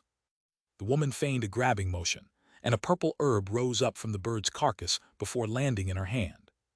Another 2 streaks of light shot forth from within the bamboo forest, reaching the woman in white in the blink of an eye. 2 other beautiful women were then revealed, and one of them, a yellow-robed woman, asked, "Big Sister Liu, have you gotten the herb?" "I did, but it's not what we're looking for. It's just a purple flame flower," the white-robed woman replied with a wry smile. The final woman to complete the trio wore an azure palatial dress, and she smiled as she said, "There's no need to feel disheartened, Junior Marshal Sister Mew. We've only searched through a small area of the outer valley. Perhaps the illusionary spirit herb we're looking for could simply be elsewhere." These 3 gorgeous women were naturally none other than Liu Yu, Mew Paling, and the woman with the Song surname. They had been scouring the outskirts of the Devil Fall Valley for close to half a month, and during the process, they had found some spiritual herbs that grew in obscure locations, but the illusionary spirit herb that they were searching for continued to elude them. Liu Yu and Mew Paling were starting to get quite impatient. In contrast, the woman with the Song surname appeared to have the patience of a saint. "That's true, but if we venture into any other places, it's going to get dangerous. Those areas could have residual spatial rifts, and if we fall into one, we'll be dead for sure." Liu Yu's brows furrowed with concern. "Most of the spatial rifts in the outer valley have disappeared long ago. As long as we keep our guard up, there's no way we'd bump into one. Besides, this pill is very important to core formation cultivators like us, and cultivation is always a path that's fraught with peril. If we don't even dare to take risks like this, then we might as well just stay in constant seclusion at the sect and not go anywhere," the woman with the Song surname chuckled. Mew Paling was silent for a while before heaving a forlorn sigh. "Senior Marshal Sister Song is right. I've reached the mid-core formation stage bottleneck, and without this pill, it's going to be very difficult for me to make a breakthrough." A smile appeared on Liu Yu's face as she said, "Seeing as Senior Marshal Sister Song and Junior Marshal Sister Mew are both in support of this decision, I can only accompany you too." Thus, a decision was reached, and the 3 women shot forth toward another area in the outer valley, disappearing in a flash. At the same time, in the forbidden area of the Drifting Cloud sect, the door to the stone chamber was opened again, and Han Li emerged from within with a hint of elation in his heart. However, he immediately discovered that Lu Luo was waiting outside for him along with Tian Kinner, and that discovery made him falter momentarily. Junior Marshal Brother Han, how is Sister Nangong? She's doing well. I used the curse-dissolving method that I obtained in the Great Jin and lifted the Soul Seal curse on her again. There should be no further mishaps arising now. However, Wanner is at a critical juncture in her cultivation of the youthful celestial moon, so she won't be able to leave the ice wall for the time being. It's probably going to take several years for her to master the cultivation art. It's a pity that my cultivation art is of a different attribute to hers. Otherwise, I'd be able to lend her some assistance. Han Li sighed in a forlorn manner. Lu Luo's expression eased as he joked. There's no need to hurry, Junior Marshal Brother. Sister Nangong is unable to come out of the ice wall right away, but she's already woken up on her own, and it'll only be a matter of a few years until she regains her freedom. When that time comes, you have to make sure to invite me to your wedding. A rare blush appeared on Han Li's face upon hearing this, but his expression quickly reverted back to normal. Lu Luo hesitated momentarily before asking, by the way, you're already a great cultivator now, so it's inappropriate for you to continue living on this mountain. How about you move back to the sect, and I'll construct a new cave abode for you on the main peak? Han Li contemplated this offer momentarily before shaking his head as he said, there's no need for that. My cave abode isn't very large, but it's very peaceful. Even if Wanner were to come out from the ice wall, it would be large enough to house the two of us. A reluctant expression appeared on Lu Luo's face, and he hesitated momentarily before continuing. All right, then we'll do as you say, Junior Marshal Brother. Oh, right, I still have your nascent soul stage puppet eye. I've already reached the late nascent soul stage, so that puppet won't be very useful to me. I'll give to the sect as a present and you can continue using it, Han Li said with a nonchalant smile. Thank you, Junior Marshal Brother. Lu Luo was overjoyed to hear that. The puppet was slightly redundant for Han Li, but it was extremely useful for him. Han Li's brows furrowed as he suddenly said, Wanner is at a critical juncture during her breakthrough. I don't want anything to disturb or disrupt her during this time. So what you're saying is, Lu Luo was a little perplexed. My cave abode is rather far away from the forbidden area, and even though I don't plan to go into seclusion for long periods of time in the near future, I do have some treasures that I have to refine, and I'll perhaps need to make a few trips. Hence, I want to enhance the restriction here so it's completely inaccessible to anyone else. What do you think, Senior Marshal Brother? Han Li asked with a serious expression. Haha, there's no need for you to ask my permission about that. Just do whatever you please. I was planning to hand over the reins on this forbidden area to you after you came back anyway, Lu Luo replied with a smile.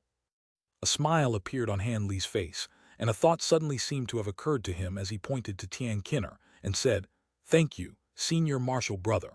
Also, I might have to trouble you to look after this disciple of mine from time to time. He then divulged the information regarding Tian Kinner's dragon cry physique, as well as the fact that she could be a reincarnation of a good friend of his. Lu Luo immediately understood Han Li's intentions, and he nodded without any hesitation as he promised. Tusk, so reincarnation truly does exist. Don't worry, if you're not around to administer timely treatment, I'll be sure to repress the yang energy backlash in Marshal Nice Tian's body. Then I'll have to trouble you, Senior Marshal Brother Lu. In the meantime, I'll try to find some yin-type spiritual pills, and if they're potent enough, they'll also be able to temporarily repress her dragon cry physique so you won't have to always step in, Han Li assured. In response, Lu Luo waved his hands in a nonchalant manner. Tian Kinner was quite touched by Han Li's gesture. She had always been concerned about what would happen to her if her master were to go on a long journey or into extended periods of seclusion. Who would have thought that Han Li already had everything planned in advance? Lu Luo then spoke to Han Li about the upcoming celebration, and the potential visits from the ancient sword sect and 100 possibilities pavilion before departing. As soon as Lu Luo exited the forbidden area, Han Li immediately pulled out several formation flags and formation plates from his storage pouch in order to alter the restriction around the entire stone chamber. Han Li had slain many nascent soul cultivators in the Great Jin, and he had obtained many powerful formation tools from their storage pouches. As such, the restriction around this forbidden area was far too feeble in his eyes, so he decided to revamp the whole thing. In that case, even if he weren't by Nangong Wan's side, he wouldn't have to constantly be fretting over her safety. He didn't want his companion to come to harm because he wasn't by her side. With these ready-made formation tools available, setting up the formation was an extremely quick and easy task. A short while later, all of the formation spells had been set, and Han Li turned to Tian Kinner with a smile before dusting himself off and entering the stone chamber again. Only after spending a short while in there did he re-emerge with a smile on his face. Han Li was in a rather good mood as he said, "Let's go. I'll take you to my cave abode and I'll construct a separate one for you as well. I've also got many spell formation tomes in my collection, and you can take all of them as well." Azure light then flashed over his body, sweeping up Tian Kinner with him as he departed from the forbidden area, flying toward the interconnected mountains where he once lived.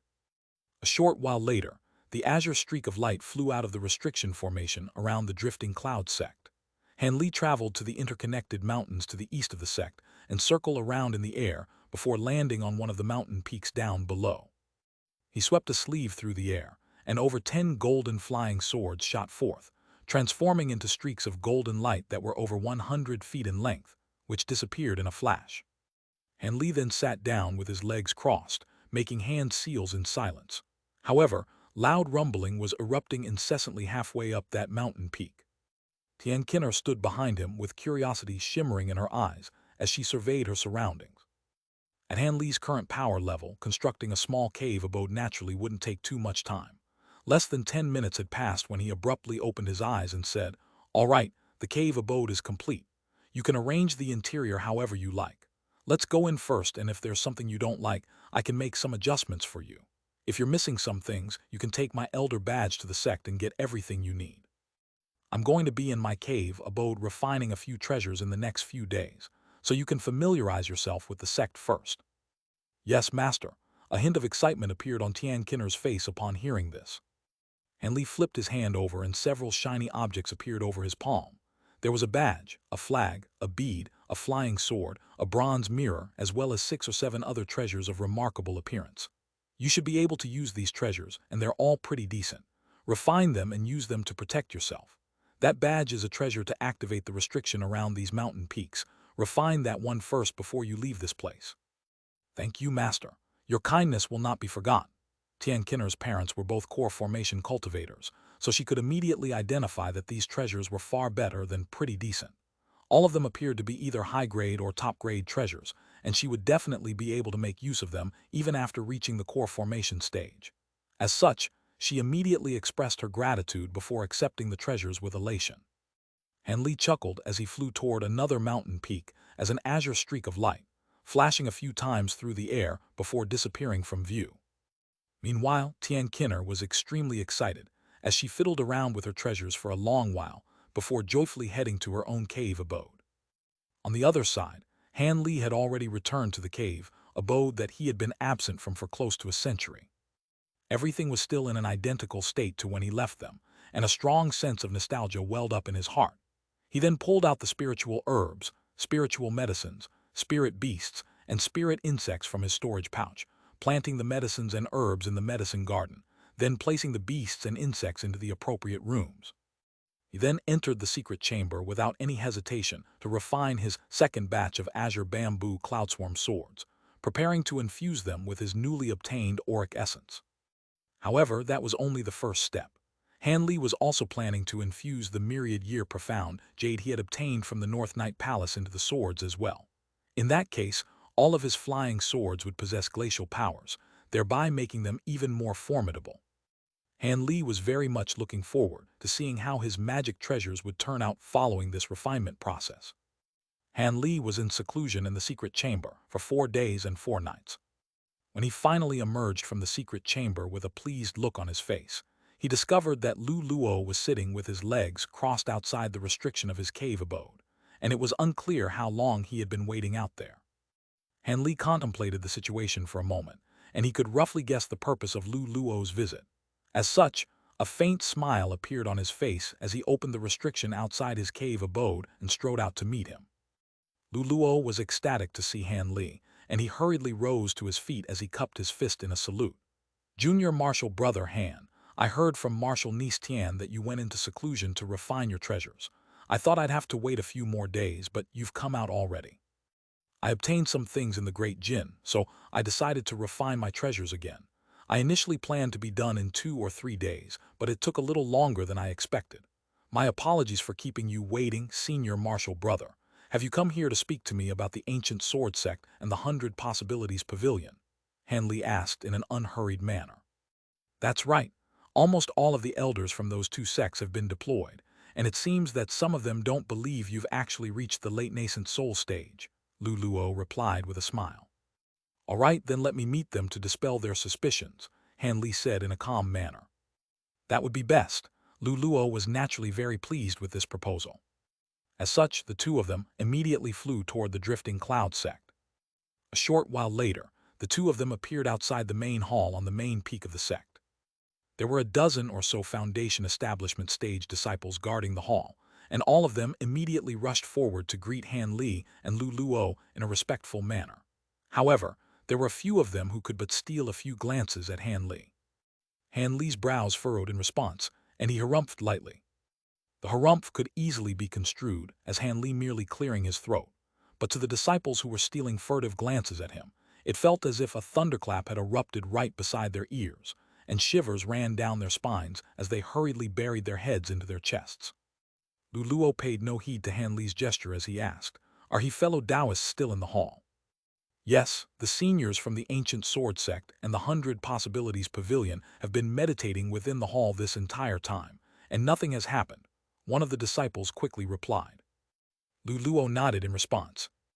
Meanwhile, Han Li had already ascertained the cultivation bases of everyone in the hall with his spiritual sense. There were 2 mid-nascent soul cultivators and 3 early-nascent soul cultivators in there. It appeared that the Grand Elders from both sects had arrived in person. At his current power level, even a normal late-nascent soul cultivator would be no match for him, so he naturally didn't regard the cultivators in the hall as a threat. Thus, he didn't say anything and strode directly toward the hall. Luluo faltered slightly upon seeing this before hurriedly following along, making sure to walk a step behind Han Li as a gesture to highlight who the star of the show was. Letter 1D65B, letter 1D493, letter 1D486, letter 1D65A, letter 1D498, letter 1D486, letter 1D484, letter 1D490, letter 1D4F6. Luluo had only taken a few steps when, to his surprise, he discovered that Han Li had disappeared. He could physically see Han Li, but if he were to use his spiritual sense to try and detect Han Li's presence, he would discover nothing but empty air. Luluo immediately drew a sharp breath, yet at the same time he was feeling slightly concerned. This type of complete aura concealment technique could only be used by high-grade cultivators against cultivators of a lower caliber, whose spiritual sense were far inferior to their own. As an early nascent soul cultivator, even though he could clearly see Han Li walking right in front of him, he was still completely unable to sense his presence. This meant that if Han Li wanted to assassinate early nascent soul cultivators like him, he could literally sneak up right next to them without drawing any attention to himself. Of course, he was also rather concerned.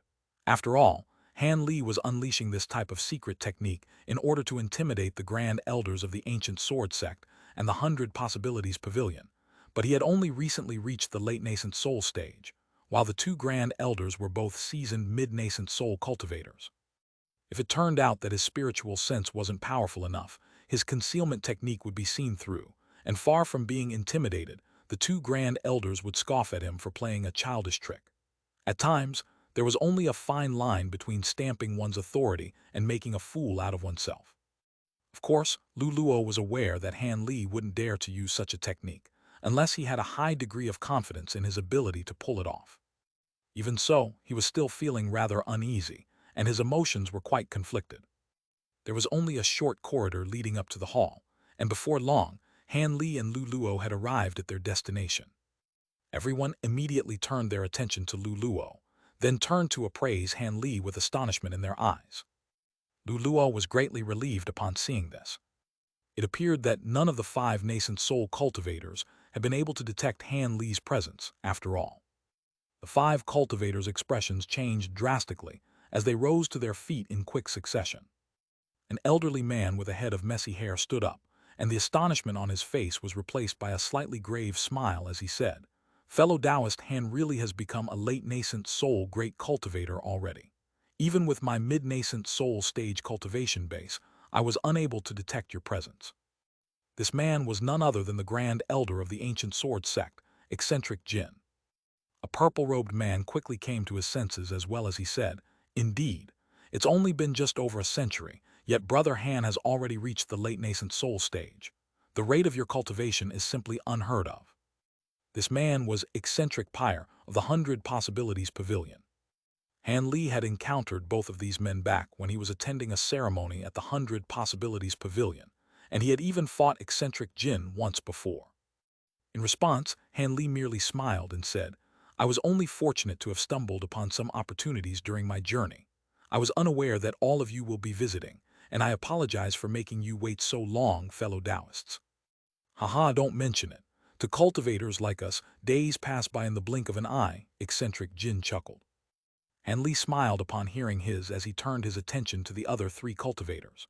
2 of them were new nascent soul cultivators from the 2 sects, while the final one was a young woman with a set of gentle facial features. This was the female Ancient Sword Sect cultivator he had also encountered during the ceremony at the 100 Possibilities Pavilion. This was quite a haughty woman who had once attempted to use a rather profound secret technique on him, but completely failed to assess the limits of his abilities. However, it did leave Han Li with a rather deep impression of this woman. Han Li swept his spiritual sense toward her, and a hint of surprise appeared on his face as he said, "You look well, Fairy Brightson. I can see that you've already reached the early nascent soul stage bottleneck. You should be able to progress to the mid-nascent soul stage in about a decade." The young woman's expression was slightly strained at the sight of Han Li turning his gaze toward her, and her face paled significantly upon hearing Han Li diagnose her recent cultivation progression to a fault. Prior to meeting Han Li, the most skeptical among the 5 nascent soul cultivators about Han Li's progression to the late nascent soul stage was eccentric Jin, or the other mid-nascent soul cultivator. Instead, it was none other than this young woman. Over a century ago, during the ceremony held at the 100 Possibilities Pavilion, this young woman had also only recently reached the nascent soul stage. However, she possessed a treasure that allowed her to cultivate at several times the speed of a normal cultivator. Through the use of this treasure, she had made several breakthroughs in a short period of time, thereby allowing her to reach the nascent soul stage at such a young age, and she was lauded as an exceptional prodigy in the Ancient Sword Sect. However, during the ceremony, she had encountered Han Li, who had apparently been cultivating for a shorter span of time than her, yet possessed a superior cultivation base. As such, she couldn't help but want to test out Han Li's abilities. In the end, she was completely unable to verify the extent of Han Li's power, but she still wasn't willing to concede and settle for second best. She thought that, with the assistance of her special treasure, it would only be a matter of time before she caught up to Han Li. However, only a century had passed by, and Han Li had returned from his travels as a late nascent soul cultivator. Fairy Brightson was stunned upon hearing this, and refused to believe it to be true. However, Han Li had just displayed the might of his spiritual sense, and when he cast his gaze toward her, the young woman had been struck by a sense of asphyxiation. Furthermore, he was able to easily identify her cultivation situation with unerring accuracy. All of this was extremely shocking to her, and only after a few seconds did she manage to force a smile onto her face. "As expected of Brother Han, your assessment of my cultivation base is completely spot on. Looks like you really have become a late nascent soul great cultivator. With Brother Han overseeing the Dreamcloud Mountains, no one would dare to offend our 3 sects." "Haha, indeed, Fairy Brightson. At Junior Marshal Brother Han's current age, our Dreamcloud Mountains will be safe for at least 700 to 800 years. As for other forces offending our 3 sects, on the contrary, I think it's time for our 3 sects to expand out of the Dreamcloud Mountains," Lu Luo suddenly said. Everyone stirred upon hearing this. Han Li remained silent with a smile on his face, but he slowly withdrew his secret technique, and his aura reappeared before becoming more and more powerful. He was most definitely displaying the spiritual pressure of a late nascent soul cultivator. The 5 cultivators in the hall were feeling rather unsteady on their feet in the face of such devastating spiritual pressure, and there was no doubt in their hearts that Han Li had indeed reached the late nascent soul stage. After that, Lu Luo began to discuss his plans for expansion with the cultivators from the other 2 sects. At the very least, they were planning to take over the entire cultivation world in the state of Zai. From his words and mannerisms, it was clear that he was already regarding the Ancient Sword Sect and the 100 Possibilities Pavilion as subsidiaries to the drifting cloud. Eccentric Jin and the purple-robed man looked at one another, and they could both see their own resignation mirrored in each other's eyes. Luluo pretended to be completely oblivious to their dismay. Somewhere within the outer valley of the Devilfall Valley, Mu Paling's trio emerged from a rather obscure cave, and all three women wore urgent expressions of concern on their faces. Liu Yu's footsteps faltered as her brows furrowed, and she said, "This is already the last possible place where illusionary spirit herbs could be growing, but we still haven't found any. Could it be that all of the illusionary spirit herbs on the outskirts of the valley have been picked already?" The woman with the Song surname was also finding it difficult to maintain her former composure, and she replied, "That's not entirely impossible. If we were to enter the inner valley, we should definitely be able to find some of this herb." "No, we definitely venture into the inner valley. It would be far too dangerous for us with our cultivation bases." Mu Paling's expression changed drastically upon hearing this. Song Yu blinked with a contemplative look on her face and said, "Not necessarily. I know an old friend of Martial Uncle Han's, and she gave me a map of a safe route into the inner valley. As long as we don't stray from that route, we should be able to minimize the risk of encountering spatial rifts in the inner valley." "Martial Uncle Han, you're referring to—" Mu Paling faltered upon hearing this and was beginning to stutter a little. "That's right, I mentioned him to you once before, Junior Martial Sister Mu. Fellow Taoist Violet Spirit once ventured into this valley with Martial Uncle Han, which is how they were able to map out this safe route," Song Yu replied with a gentle smile. "I met fellow Taoist Violet Spirit once several decades ago. She really was an exquisite beauty. Even a woman like me was entranced by her beauty. I heard that many prominent male cultivators have pursued her, and many intense battles have taken place as they've attempted to compete over her. She's even being referred to by some as the most beautiful female cultivator in the heavenly South region. However, this woman is rather mysterious, and Master seemed to have made her acquaintance very early on, so she's kind of like a close confidant of his. You're going to have to be careful, Sister Mu." Liu Yu giggled in a teasing manner. A faint blush appeared on Mu Paling's face as she scoffed, "What do I have to be careful about?" Song Yu adopted a serious expression as she asked, "Stop teasing Junior Martial Sister Mu, Junior Martial Sister Liu, let's get back to business. Are we going to venture into the inner valley or not?" Mu Paling and Liu Yu's smiles faded, and they looked at one another to find their own hesitant expression mirrored in each other's eyes.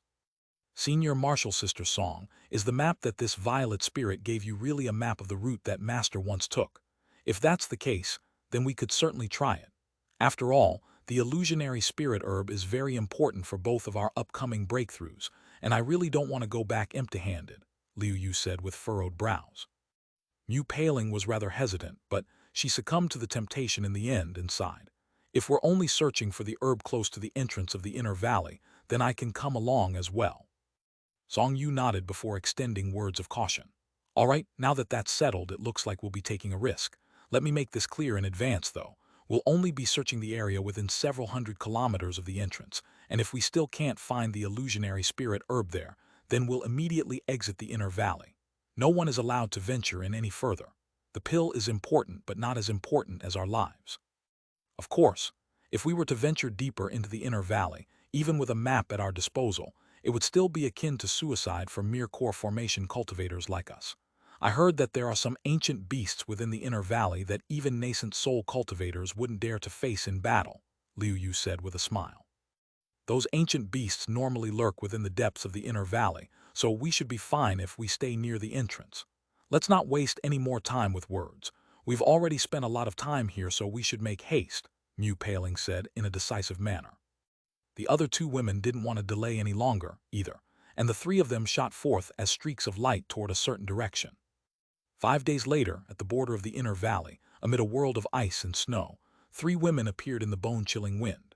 Not far behind them was a massive ice crystal, and they were situated on the very same path that Han Li and Violet Spirit had taken with the other Ghost Spirit Sect disciples all those years ago.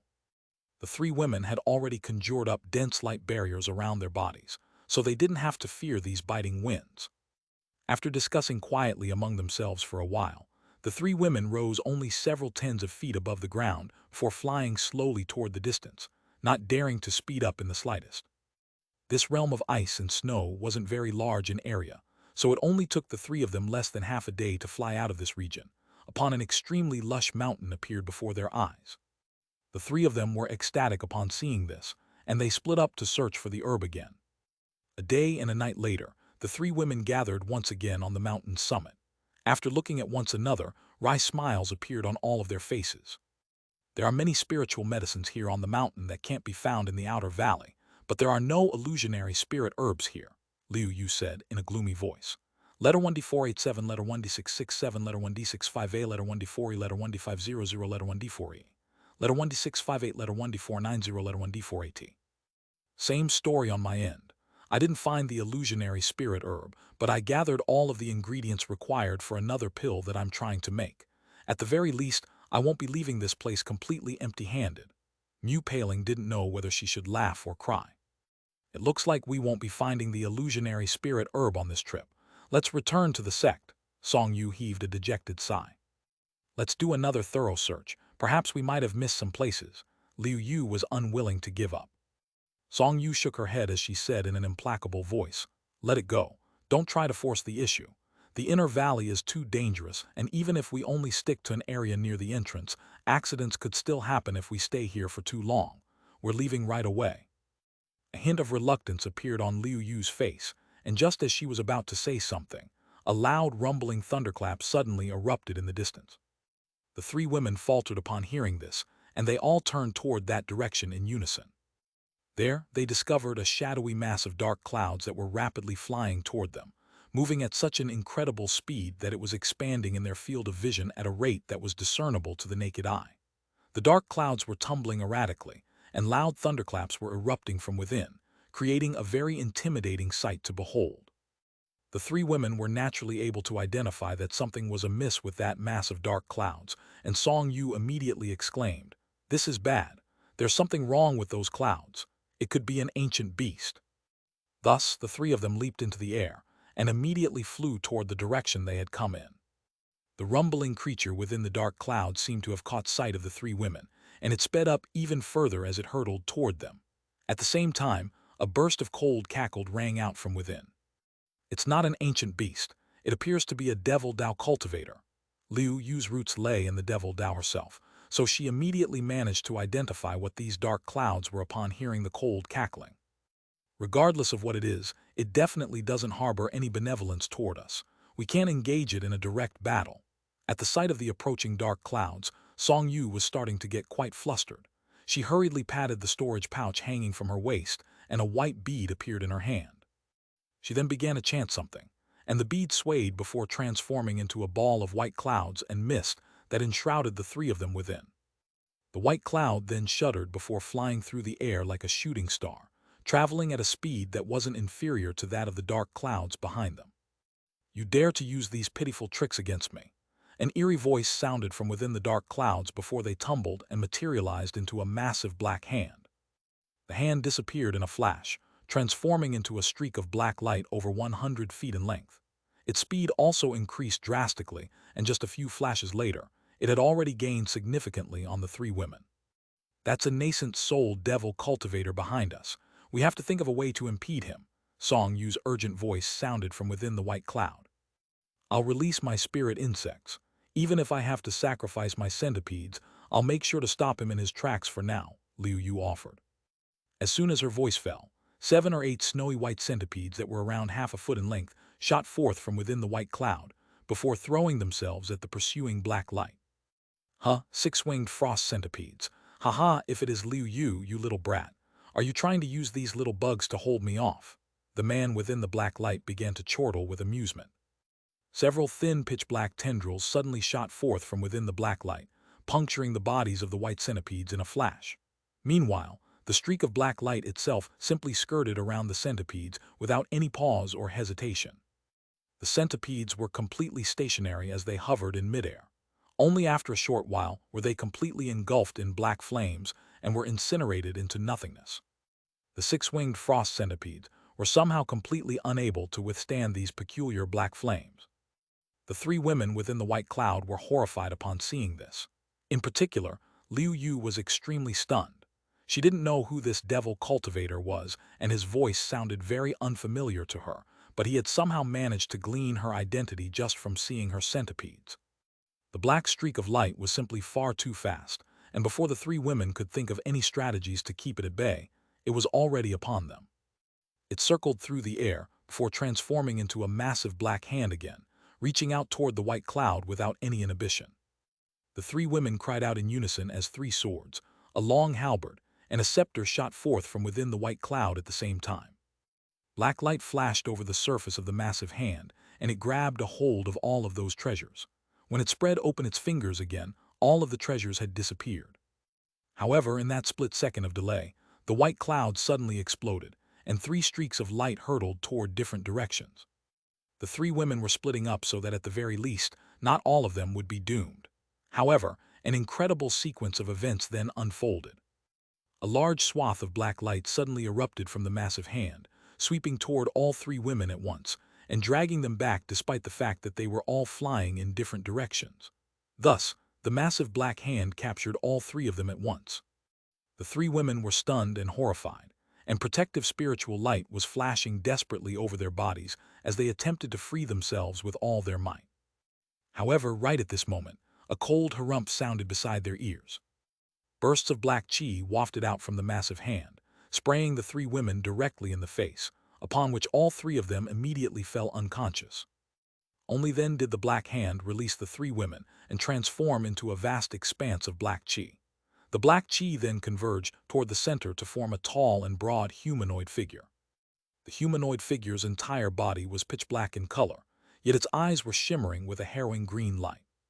The black figure looked at the three women and cackled. Who would have thought that it would be these three? This is good.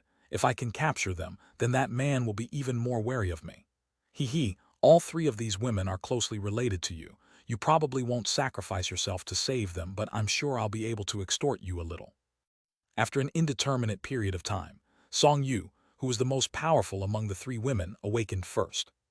She looked around to find that she was lying on the cold, hard ground with stone pillars that were shimmering with white light all around her. A jolt of shock ran through her heart, and she immediately sat up. At the same time, she made a hand seal in an attempt to unleash her protective spiritual light. However, a cry of surprise erupted, and Song Yu slumped to the ground once again. I've already placed a restriction on you, so don't even think about using your magic power. You're now no different from a mortal. A lazy voice suddenly sounded, drawing the horrified gaze of Song Yu. In the corner of a cave, there was a tall and broad shadowy figure sitting with his legs crossed. Due to the fact that he had been sitting completely still, Song Yu had failed to notice him initially. Almost at the exact same moment, she discovered that she was indeed unable to draw upon any of her magic power. It appeared that a powerful restriction really had been placed upon her, and her heart sank upon making this discovery. Who are you, and why have you captured us? Song Yu looked around to discover Mu Paling and Liu Yu lying next to her. Even though they were both unconscious, they appeared to be largely unscathed, and she was very relieved to see this. I didn't think that I would encounter the three of you in the inner valley. You can only blame your terrible luck for running into me, and doing so right at a juncture when the three of you could prove to be useful to me. Martial Niece Song, if the three of you stay here without trying to pull any shenanigans, I won't hurt any of you. However, if you try to escape, then don't blame me for hurting you, the humanoid figure threatened in a cold voice. Song Yu faltered slightly upon hearing this. Martial Niece, I don't recall having a senior like you in our sect. You must have the wrong person, senior. It's no surprise that you don't recognize me. All you have to know is that you're my martial niece. How's that little brat, Violet Spirit? The humanoid figure asked. You know Violet Spirit, who are you? Song Yu yelled with alarm. It's simple for me to show you who I am. The shadowy figure murmured before suddenly rising to his feet and making his way towards Song Yu. After just a few steps, the humanoid figure had emerged from the darkness and revealed himself to Song Yu. He wore a set of long black robes with a skeletal head on his shoulders. There was also a pair of large tusks protruding from his mouth, creating an extremely terrifying sight to behold. Furthermore, the man had an arm exposed, and that arm appeared to have been constructed from shimmering metal, which was also very unsettling. Song Yu repressed the horror and disgust in her heart as she asked, Who are you? I definitely haven't met you before. Really? In my current state, it's no surprise that you don't recognize me, the black-robed figure mused calmly. However, a peculiar look suddenly appeared in his eyes as he turned towards Song Yu. As their eyes met, Song Yu was abruptly struck by a sense of familiarity, and a thought suddenly occurred to her. That's impossible, Song Yu exclaimed. You finally recognized me. Don't be so alarmed. The current me is that man yet. However, it won't be long before I'll become him. The black-robed figure chuckled eerily before his body swayed, and he sat down in his original spot with his legs folded, no longer paying any heed to Song Yu. Song Yu's eyes were filled with incredulity and waves of shock were surging through her heart. The figure of a youth appeared in her mind, combining with this black-robed figure, then separating into two again. Could it be that this man really was Martial Uncle Han? But he clearly didn't look like this in the past. Could it be that something happened to him during his journey, so he had been forced to resurrect himself through possession? But that couldn't be the case, either. Even though this martial uncle of hers was only at the mid-nascent soul stage, his combat prowess was not inferior to that of late-nascent soul cultivators, so how could he have been reduced to such a pitiful state? Furthermore, even if his body really had been destroyed and his nascent soul was forced to possess a new vessel, why didn't he return to the sect to rest and recover? Why would he hide in this Devil Fall Valley instead? And why would he attack the three of them? What do you mean by that? Song Yu was an extremely intelligent woman, but even her brain was unable to keep up with what was happening. The black-robed man suddenly opened his eyes and harumphed. HMPH, you two are clearly already awake, so why do you continue to pretend to be unconscious? Song Yu faltered slightly upon hearing this, and before she had a chance to look beside her with elation, Mu Paling's voice sounded from behind her. You're not my lord, you're his second nascent soul. How were you able to escape from my lord's control and attain a sentient will of your own? Where is my lord right now? Her words were extremely peculiar, and from the tone of her voice was filled with concern and horror. You're right, Junior Martial Sister Mu. This man is indeed the second avatar that Master refined. Liu Yu suddenly chimed in a startled voice. She also wore an incredulous look on her face. Song Yu turned to discover that both of the women beside her had sat up, and Liu Yu had her hand pressed over her face, leaving only her astonished eyes visible. Mu Paling stared intently at the shadowy figure as she said, I don't know the specifics, but I've heard that my lord cultivated an extremely rare secret technique in our human world that can allow him to materialize a second nascent soul. However, this is an extremely perilous endeavor, and the one using this technique could easily suffer backslash from this second nascent soul after it attains sentient will of its own. Song Yu and Liu Yu both looked at one another upon hearing this. I'm surprised you were able to recognize me. Oh, I remember now. You're the girl that Silvermoon once mentioned to me. In any case, I don't plan on hiding anything. I was indeed once that man's second nascent soul, but after I engulf his soul, he will be me and I will be him. The three of you had better stay here and not try to escape. If everything goes smoothly, then I'll release all of you. This is an extremely obscure location in the Inner Valley, and even if that man were to search for you in person, there's no way that he would be able to find this place, the black-robed man willingly admitted. He was none other than Han Li's second nascent soul, which had gone missing during his battle with the illustrious Grand Immortal of the Soaring Tribe. At the time, the nascent soul had been severely wounded by an illustrious Grand Immortal, and it should have been completely destroyed. However, the second nascent soul had cultivated in the profound yin devilish chi that Han Li had bestowed upon it, which activated the protective ability of the ghost-sifting banner, which had been injected with myriad depth devilish chi. As such, the nascent soul was sucked into the banner, where pure devilish chi had been injected into it as part of emergency treatment. If Han Li weren't too far away from the nascent soul, once the second nascent soul awakened, it would automatically return to Han Li's side. However, Han Li had also been severely wounded at the time, and was forced to seal himself in ice before drifting all the way to the Great Jin. As such, after the second nascent soul has completely healed, it was unable to find Han Li and began to roam the grasslands. About 2 or 3 decades later, it finally developed a hint of sentient will and immediately returned to the Great Jin. It then traveled to the Devil Fall Valley and had easily found the sovereign devil corpse, which was stumbling around in the inner valley like a zombie. Even though the devil corpse had been severely damaged by an ancient devil before, it was able to slowly recover to its former state. However, it was moving around completely instinctively as it had lost Han Li's guidance. If several centuries were to pass, it wouldn't be impossible for the devil corpse to attain sentient will of its own. However, after being discovered by the second nascent soul, it was able to use the restriction that Han Li had used in the past to easily take over the devil corpse and engulf the tiny hint of essence within. This was why the second nascent soul hadn't possessed any other cultivator, and instead headed straight for the Devil Fall Valley. After all, it would be very difficult to possess a nascent soul cultivator's body, and there was a good chance that the roles would be reversed, and the prey would kill the hunter. This devil corpse had the power of a nascent soul cultivator, but it just so happened to not have any sentient will, so it was the ideal possession target. Thus, the second nascent soul sought it out without any hesitation. The nascent soul drew upon the residual devilish chi left behind by the ancient devil's body in the spatial rift, then used the sovereign devil corpse's corpse chi as a foundation, and recruited the assistance of the ghost sifting banner, allowing it to cultivate most of the profound yin devilish chi in just a short few decades. As such, it was able to reach the mid-nascent soul stage. After that, it discovered a few treasures within secret locations in the valley, and refined them before preparing to exit the valley, and it just so happened to bump into Mu Paling's trio. Initially, he didn't know that it was these three women that he was hunting down. However, due to the fact that it had cultivated the profound yin devilish chi, then been injected with pure devilish chi, and finally engulfed the sovereign devil corpse's essence, the nascent soul had become completely different from Han Li. It was extremely aggressive and vicious, and it immediately attacked these three core formation cultivators. On the one hand, killing them would completely eradicate any possibility of them revealing its location to anyone, and on the other hand, it would be a good way to vent its ferocious tendencies. However, after sifting through Han Li's memories, the second nascent soul was able to identify the three women, and after a brief hesitation, it changed its mind. Instead of killing them, it captured the three women and set up a restriction to detain them here. Mu Paling was lamenting over her misfortune, but she still mustered up her courage and asked, "How long do you plan on holding us captive?"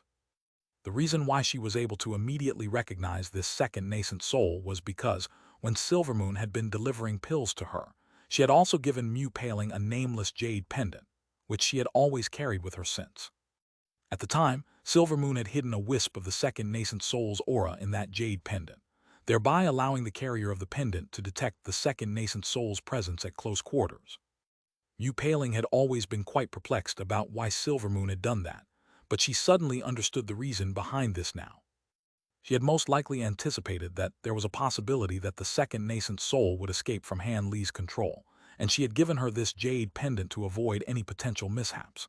As such, she was able to use this treasure to immediately identify who their captor was. Upon hearing Mu Paling's question, the black-robed figure glared coldly at her and replied, "Of course it's when there's only one Han Li left in this world." After making sense of the situation, Song Yu had also recomposed herself, and she asked in a calm voice, "With Martial Uncle's abilities and rate of cultivation, do you really think you have a chance?" "The current me is indeed no match for him, but I have a good chance of being able to escape with my life. Besides, with the three of you held captive, he's going to be a lot more wary, so that gives me even better chances. As for how I'm going to be able to bring him down, that's not something for you three to worry about," the black-robed figure chuckled, yet didn't reveal anything. Then, Liu Yu was just about to say something, but the black-robed figure suddenly cut her off. "All right, I know what you three are plotting, but don't even think about it.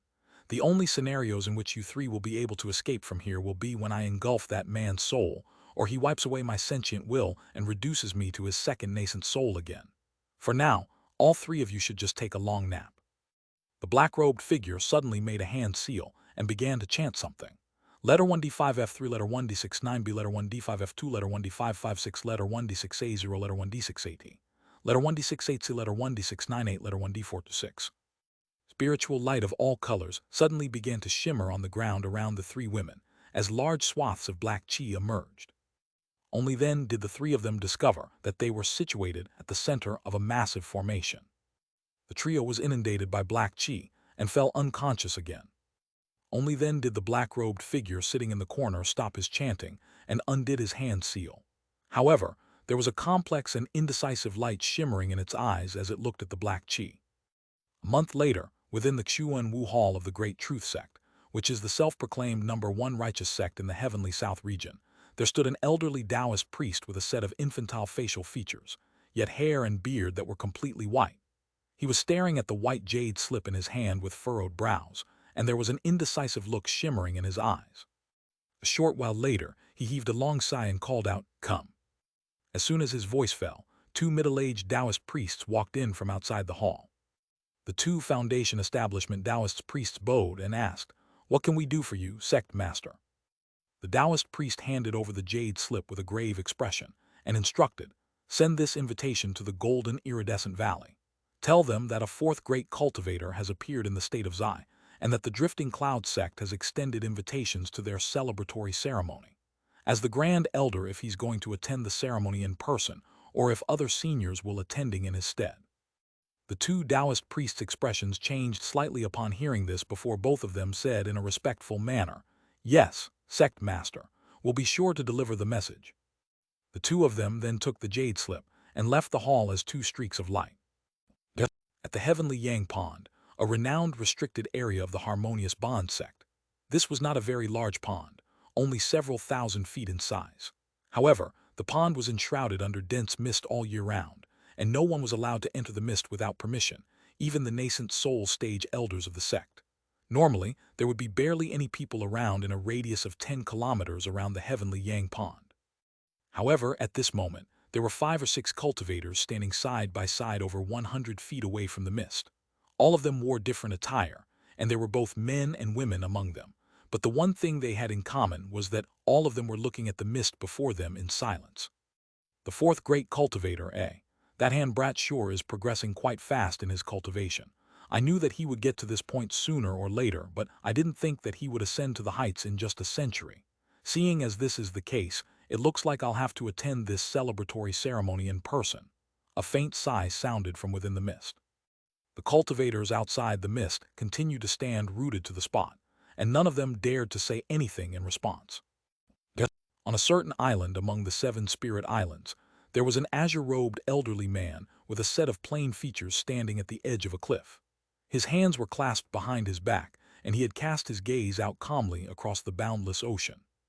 However, in one of his hands was a white jade slip that was shimmering with faint spiritual light. Within a pavilion on the state of Baoyang's gem-cut mountains, there was a man with a set of refined features sitting across from a portly elderly man, both of whom were seated in wooden chairs. The elderly man wore a careful expression as he asked, "Senior Wu, will you be attending the Drifting Cloud sect's celebratory ceremony in person?" That man has reached the late nascent soul stage at such a young age, and with his remaining lifespan, he'll be able to stand at the pinnacle of the Heavenly South region for 7 to 8 more centuries. If we re-establish good relations with him, then our 6 sects have nothing to worry about.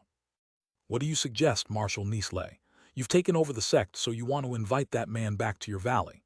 The man asked in an indifferent voice. You're misunderstanding me, Senior. With his current lofty status, Hao would be willing to return to our measly Yellow Maple Valley.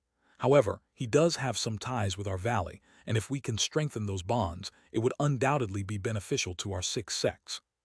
The man was silent for a moment before saying expressionlessly, "Don't expect me to be able to contribute to this matter. I was once rather close with Junior Marshal Sister Nangal, but I've never contacted her again ever since she left with that man. However, I'll be representing the Masked Moon sect to attend this ceremony. It would be great if you'd be willing to make the trip in person, Senior Wu." The elderly man was ecstatic to hear this. HMPH, it's no wonder that your Yellow Maple Valley is so nervous about this man. Ever since fellow Taoist Linghu passed away, no other nascent soul cultivator had appeared in your valley. If it weren't for the fact that fellow Taoist Linghu once made an agreement with this man and notified our 5 sects about it, your Yellow Maple Valley would have most likely been banished from the stage of Baoyang already, the man chuckled. I apologize for our incompetence, Senior. An awkward look appeared on the elderly man's face upon hearing this. Within a span of 2 months, the entire Heavenly South region had erupted into a frenzy. All of the cultivation sects of decent scale in the entirety of the Heavenly South region had received the invitations sent out by the Drifting Cloud sect. They were claiming that one of their elders had reached the late nascent soul stage, and they were holding a grand ceremony to celebrate this event, which was why these invitations had been sent out. It wasn't made clear on the invitation which elder they were referring to, but Han Li had established himself long ago as the #1 cultivator in the Heavenly South region beneath the late nascent soul stage, so it wasn't difficult to guess that Han Li had to have been the elder in question. Thus, all of the sects were in a state of uproar. Some of the sects were completely overawed and immediately agreed to attend the ceremony. Some of the larger sects were rather suspicious about the authenticity of this news, but they also all agreed to send at least an elder to attend the ceremony. Thus, Han Li's name shook the entire Heavenly South region once again. Regardless of whether one was an itinerant cultivator who had been dwelling in seclusion for many years or a member of a prominent cultivation sect, it was extremely likely that they had heard Han Li's name at one point or another. Everyone was discussing spiritedly about the fourth great cultivator of the Heavenly South region, who had ascended to the late nascent soul stage at such a young age. Thus, 3 months passed, and the Drifting Cloud Sect ceremony was held. There were over 100 nascent soul cultivators in attendance, and several times that number in core formation cultivators who had also arrived at the Dreamcloud Mountains. The star of the show, Han Li, only appeared for a short while on the first day of the ceremony and delivered a simple address before inviting the dozen or so elders from all of the sects, who were at the mid-nascent soul stage or above, to a smaller gathering in an obscure hall within the Drifting Cloud Sect. Among them, there were 2 late-nascent soul great cultivators, namely Old Devil Conquered of the Harmonious Bond Sect and Wei Wuya of the Flowing Mind Sect. After 3 days and 3 nights, all of these nascent soul cultivators finally re-emerged from the hall, all of them with horrified expressions on their pale faces. Wei Wuya and Old Devil Conquered were also quite disheartened and wore strained expressions on their faces. Some of the cultivators present at the ceremony naturally noticed this and tried to inquire about what had happened during their gathering. However, the nascent soul cultivators being questioned either remained silent with wry smiles on their faces, or shook their heads with fearful expressions, or completely ignored the questions being directed toward them in general. That made all of the cultivators even more curious. The ceremony lasted half a month, during which time Han Li made no further appearances. To everyone's surprise, the dozen or so most powerful nascent soul cultivators present took no offense to this whatsoever, and as soon as the ceremony came to a conclusion, all of them fled the Drifting Cloud Sect as if they were escaping from something extremely fearsome. Thus, all of the remaining cultivators were even more curious about what had taken place in that obscure hall. What could have possibly petrified so many powerful nascent soul cultivators to such an extent? Even though none of the nascent soul cultivators in question were willing to disclose any information to those who had attended the ceremony, all of them had a few close friends and relatives whom they revealed the situation to. Thus, the news that everyone had been dying to hear was leaked in the end anyway. However, the contents of the news shook the entire Heavenly South region again. It was revealed that this new great cultivator of the Drifting Cloud Sect had challenged Wei Wuya and Old Devil Conquered to a sparring match during the small gathering. This was quite a normal request. After all, this elder Han had just reached the late nascent soul stage, so he was taking this opportunity to test out his abilities as well as to intimidate all of the other mid-nascent soul cultivators. However, what came as a surprise to everyone was that he had challenged both Wei Wuya and Old Devil Conquered at once. Furthermore, the result of the sparring match had everyone even more flabbergasted. Han Li unleashed several incredible techniques and summoned a few absurdly powerful treasures to easily defeat the 2 great cultivators. Wei Wuya and Old Devil Conquered had stood at the pinnacle of the Heavenly South region for several hundred years, yet even after joining forces, they were still swept aside with ease by Han Li, and both of them had sustained some injuries during the sparring match. What was even more astonishing to everyone who had witnessed the match was that Han Li didn't even appear to have unleashed all of the tricks up his sleeve. All of the nascent soul cultivators were completely speechless. During the remaining time, Han Li held a discussion with all of the nascent soul cultivators about cultivation experiences and insights. However, all of them felt as if they were sitting on a bed of nails the entire time, and the last thing they wanted to was to remain in Han Li's presence for any longer. Thus, all of them fled the obscure hall at the conclusion of the 3 days, looking as if they had just seen a ghost. This astonishing news spread like wildfire, and it was naturally the case that most people didn't believe this to be true. However, the news continued to spread, and all of the nascent soul cultivators who had been present during the sparring match chose to remain silent, and not even a single one of them stepped forward to refute these claims. Only then did everyone realize that this news could indeed be true, and the entire Heavenly South region was completely stunned. Thereafter, anyone who discussed any topic concerning Han Li spoke in hushed tones, regardless of where they were and to whom they were speaking, and they didn't dare to extend any disrespect toward Han Li with their words. Thus, Han Li's reputation as the #1 cultivator in the heavenly south region slowly began to spread. In the air above the sea close to the Seven Spirit Islands, a middle-aged Taoist priest with pristine and translucent skin was facing an azure-robed elderly man from afar. Both of them wore dark expressions and remained completely silent. After a long while, the azure-robed elderly man stirred as he broke the silence. "Why have you suddenly come here and invited me to this place through voice transmission, Brother Sunreach? You're not here to challenge me to a staring contest, are you? If you have something to say, then just say it." This azure-robed elderly man was none other than one of the 3 great cultivators, Wei Wuya. "Brother Wei, why are you asking a question that you already know the answer to? Can you not guess why I would invite you to meet me out here?" the middle-aged Taoist priest asked calmly. Looks like even you can't sit still any longer after hearing the news, Brother Sunreach." A hint of a deriding sneer appeared on Wei Wuya's face. A grave expression appeared on the Taoist priest's face as he asked, "Does that mean the rumors are true? You and old devil conquered really did fall to a disadvantage against that man?" Wei Wuya's eyes narrowed as he asked, "We fell to a disadvantage. Even you think that to be true?" "What do you mean? Could it be that you and Conquered really were unable to defeat that hand brat?" Master Sunreach exclaimed. "You think far too highly of me, Brother Sunreach. Even after we joined forces, we were only able to last a short while before both of us were completely crushed," Wei Wuya replied with a wooden expression. "That's impossible. No matter how powerful that hand brat is, he's still just a new late-nascent soul cultivator. It would already be extraordinary if his combat prowess were slightly superior to one of ours. How could it be the case that both of you combined were unable to defeat him?" Master Sunreach shook his head vehemently, refusing to believe this. Fearful look flashed through Wei Wuya's eye as he said, "I take no pleasure in admitting mine and Conquered's inability to match a new great cultivator. Do you think there's any reason for me to lie to you? Also, you can laugh at me all you want, but I'm not afraid to tell you that this man is unfathomably powerful. On the surface, it appeared that we suffered a close defeat, but he hadn't even used his full power yet. I could sense that if he wanted to, he could have killed Conquered and myself right there and then." Master Sunreach was completely rooted to the spot upon hearing that. "Of course, if you don't believe me, you're free to head to the Drifting Cloud Sect and challenge him for yourself. You came all this way here from the Great Truth Sect, so I suppose that must be what you're planning to do already." A cold smile suddenly appeared on Wei Wuya's face. Master Sunreach's expression changed slightly upon hearing this, but he didn't refute that assumption, indicating that Wei Wuya had indeed been right. "If I were you, I would save myself the humiliation. In any case, I'm about to reach the end of my lifespan anyway, so no matter how powerful that hand brat is, it doesn't matter to me. However, you and old devil Conquered will most likely be around for many more years, so I'd advise you not to get on that man's bad side," Wei Wuya said calmly. "What?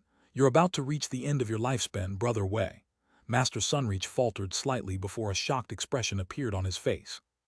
"Indeed, I reached the late nascent soul stage over 200 years earlier than you two did, so it's only natural that I'll be passing on ahead of you too. It'll probably happen sometime during the next few years. You and Conquered still have some time, and perhaps there's a chance for you two to reach the deity transformation stage." A slightly dejected look appeared on Wei Wuya's face. "Brother Wei, Master Sunreach wanted to say something, but he didn't know what to say, and a complex expression appeared on his face. "Regardless of how powerful we become, everything will come to an end as long as we haven't attained the great Tao. Brother Sunreach, you and I have known each other for many years, and I'd advise you to listen to me one last time. Do not get involved in the affairs in the heavenly south region. Just focus on your own cultivation and think about nothing else. Don't become like me, a silly old man who can only await the embrace of death. After I pass away, even if you were to join forces with old devil Conquered, you still wouldn't be a match for that hand brat. In that case, you may as well relinquish the title of the #1 sect in the heavenly south region and completely bury the hatchet. In any case, it's only normal for a sect to have periods of prosperity punctuated by less glamorous stretches. If you do that, I'm sure that hand brat won't insist on hunting down you and old devil Conquered. You'll be able to then focus wholeheartedly on reaching the deity transformation stage," Wei Wuya urged. "Thank you for your advice, Brother Wei. I'll be sure to consider it carefully." Wei Wuya's words were extremely genuine and heartfelt, and even Master Sunreach was slightly tempted to take his advice. "All right, I've said everything there is to be said. It's up to you whether you want to heed my advice or not. I'm returning to the island now. This will most likely be our final meeting." Wei Wuya cupped his fist in a salute, and before Master Sunreach could say anything further, he was already flying back toward the Seven Spirit Islands. As for Master Sunreach, he remained rooted to the spot with a contemplative look on his face. After a long while, he finally heaved a faint sigh and also flew into the distance as a streak of white light. However, he was flying directly toward the state of Zai. He still wanted to see Han Li's power with his own eyes before he made his decision.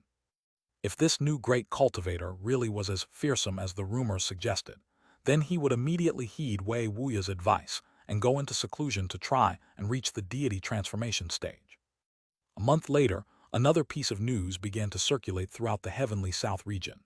It was said that Master Sunreach had visited the Drifting Cloud Sect in person, only to depart after only half a day. Following his return to the Great Truth Sect, he suddenly announced that he was going into seclusion for an indefinite period of time. This piece of news naturally drew further speculation from the sects within the heavenly south region. However, at this point, even the most dim-witted cultivators could figure out that this grand elder of the Great Truth Sect had definitely been able to come out on top against Han Li. Otherwise, why he put on such a display of weakness as soon as he returned to his sect? As such, Han Li's reputation as the #1 cultivator in the heavenly south region had well and truly been cemented. The Drifting Cloud Sect's influence also began to expand drastically, and within the short span of a few months, they had taken over most of the state of Zai. All of the other cultivation sects in the state of Zai either had to concede to them or re-establish their sects in another nation. Letter 1D4 BB, letter 1D4 5F, letter 1D626, letter 1D626, letter 1D638, letter 212F, letter 1D624, letter 1D630, letter 1D628. Due to the fact that the ancient sword sect and the 100 Possibilities Pavilion were also situated on the Dreamcloud Mountains, they were spared from this assimilation process and also managed to expand their forces as well. However, they had virtually become subsidiaries to the Colossus that was the Drifting Cloud Sect, and they were constantly basking in a mixture of pain and pleasure. In a cave abode within the interconnected peaks of the Drifting Cloud Sect, Han Li sat with his eyes tightly shut and his legs folded inside a secret chamber. There was a massive formation that had been carved onto the ground, at the very center of which a pair of snowy white wings was hovering in the air. There were arcs of silver lightning flashing incessantly over their surface, but at the same time, they had been enshrouded within a ball of azure and white flames. With each and every revolution, immeasurable and dense layers of runes would emerge on the surface of the wings. Han Li was making hand seals to activate the formation spell, which was unleashing azure and white pillars of fire that were constantly refining the wings. After an indeterminate period of time, Han Li withdrew his hand seals and opened his eyes. He looked at the wings rotating slowly within the flames and pointed a finger toward it. The wings immediately shuddered as azure light erupted from within. The silver arcs of lightning running along its surface also rumbled violently, creating an astonishing commotion. However, Han Li's brows were slightly furrowed with discontentment. After a brief pause, he suddenly opened his mouth and expelled a small azure cauldron from within. The cauldron spun around in the air before landing on the ground before him. "What is it now? I've already elaborated on the refinement method for you on more than one occasion." A faint sigh sounded from within the cauldron. The voice was clearly very tender, yet the tone being used was very mature and jaded, creating quite an amusing contrast. However, Han Li was not amused at all as he said in a cold voice, "I've already infused the Kun Peng feather into the thunderstorm wings in accordance to your refinement method. It's able to use wind attribute spiritual power now, but it's only about as powerful as a spirit treasure replica like the Triflame fan. It's nowhere near as powerful as you had proclaimed it would be. Were you intentionally lying to me?" Han Li's expression was extremely dark. "That's impossible. The Kun Peng feather is an extraordinary treasure. How could it have only resulted in such a minimal enhancement effect? Let me see the thunderstorm wings you're refining first." Spiritual light shimmered on the lid of the cauldron, and a faint humanoid figure emerged. It was none other than the projection materialized by the endless sky beast. Han Li didn't say anything as he waved a hand toward the wings. The thunderstorm wings shot forth as a streak of azure and white light before hovering above the small child's head. The small child looked up at the wings with an intense, unblinking gaze. His expression changed from time to time as he made certain observations, and only after a long while did he close his eyes in deep thought. Small child opened his eyes again and remarked, I know what happened. This cunning feather is far more difficult to refine than I'd anticipated. We've infused it into the wings, but the power of the wind-related heavenly laws of the world within haven't been completely captured. As such, it only possesses the power of a spirit treasure replica and isn't even close to a divine spirit treasure. Then how do I capture that power? Henley asked in a cold voice.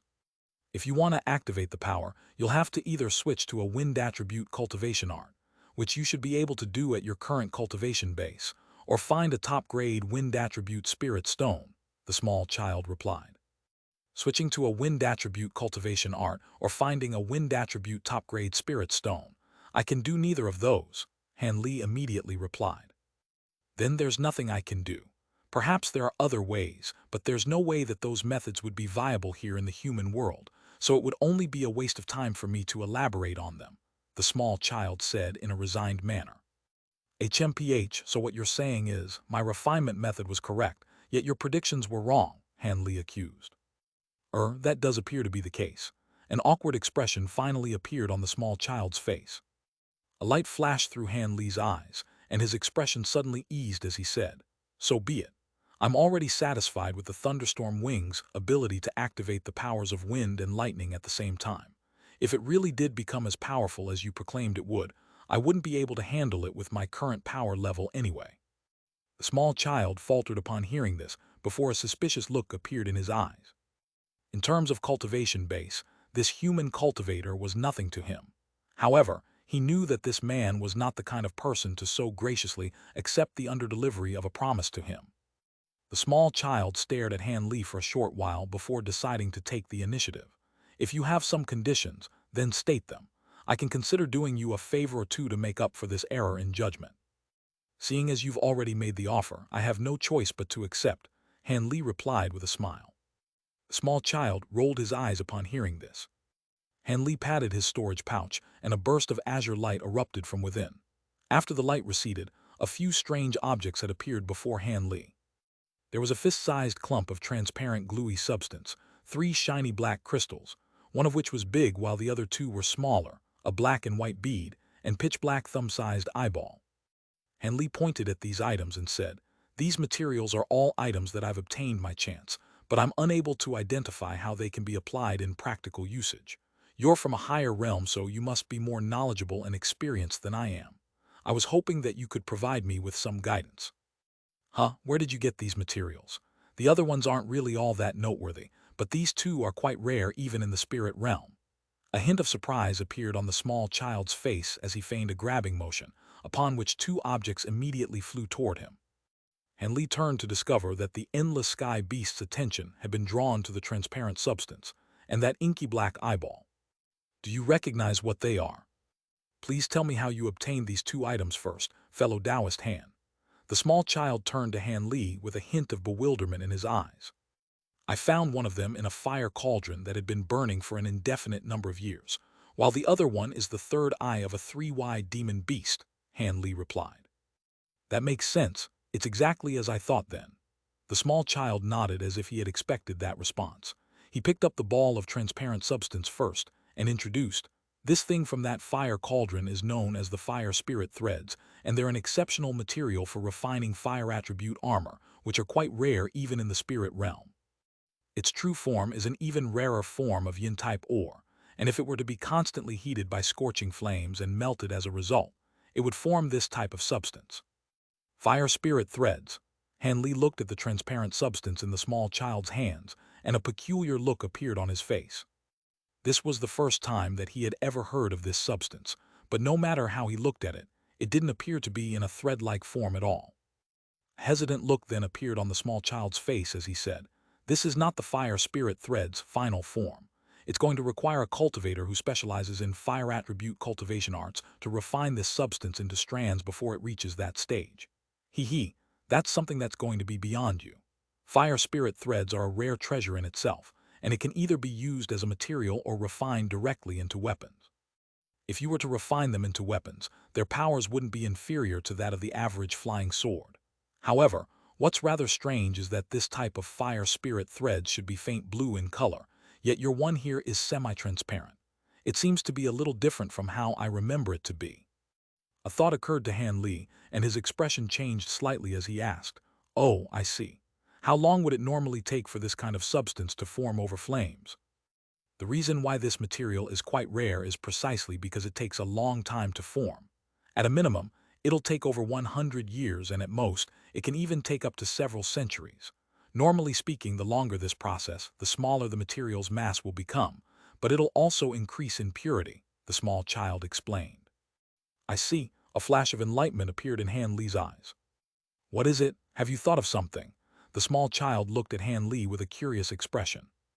Nothing much. Tell me about the other thing. Han Li smiled and didn't reveal anything as he turned his attention to that eyeball. Small child's expression darkened slightly, but he decided not to pry any further into the matter in the end.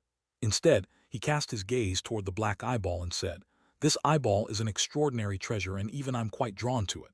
It's a pity that only my avatar had descended into this world, and this treasure's attributes aren't right for me, either.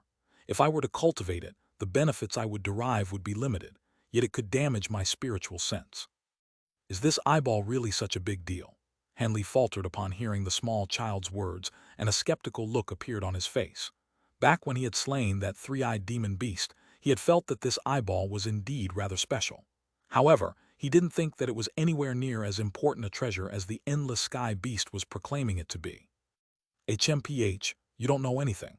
You've heard about heavenly true spirits like dragons and killins, right? Of course I've heard of them. Those heavenly spirit beasts have long ceased to exist in our human world, but there have been many stories passed down about them. Does this eyeball have something to do with them? Han Li was very surprised to hear this. The small child explained with a serious expression, "No, but it's close enough. This is the third eye of the Ci beast, the sworn enemies of the dragons, and this eye is the vastly renowned law destruction eye in our spirit realm. This beast has 3 heads and 5 tails, and there's only one eye on its central head, which is the law destruction eye. It's said that the Ci beast will never open this eye on normal occasions, but once it does, it'll be able to directly tear open space and slay enemies through the powers of the eye alone. Of course, this eye on its own won't be quite that powerful. However, if it were to be cultivated using some kind of secret technique, it can be used to unleash some strang techniques. It can be used to directly attack the enemy and see through the majority of illusionary techniques. Even movement and teleportation techniques can't escape the tracking abilities of this eye. This is why some cultivators who specialize in techniques like the Heaven's Eye technique regard this eyeball as a revered treasure and would go to great lengths to try and obtain it." And Li drew a sharp breath upon hearing this. He stared blankly at the eyeball in the small child's hand and was momentarily at a loss for words.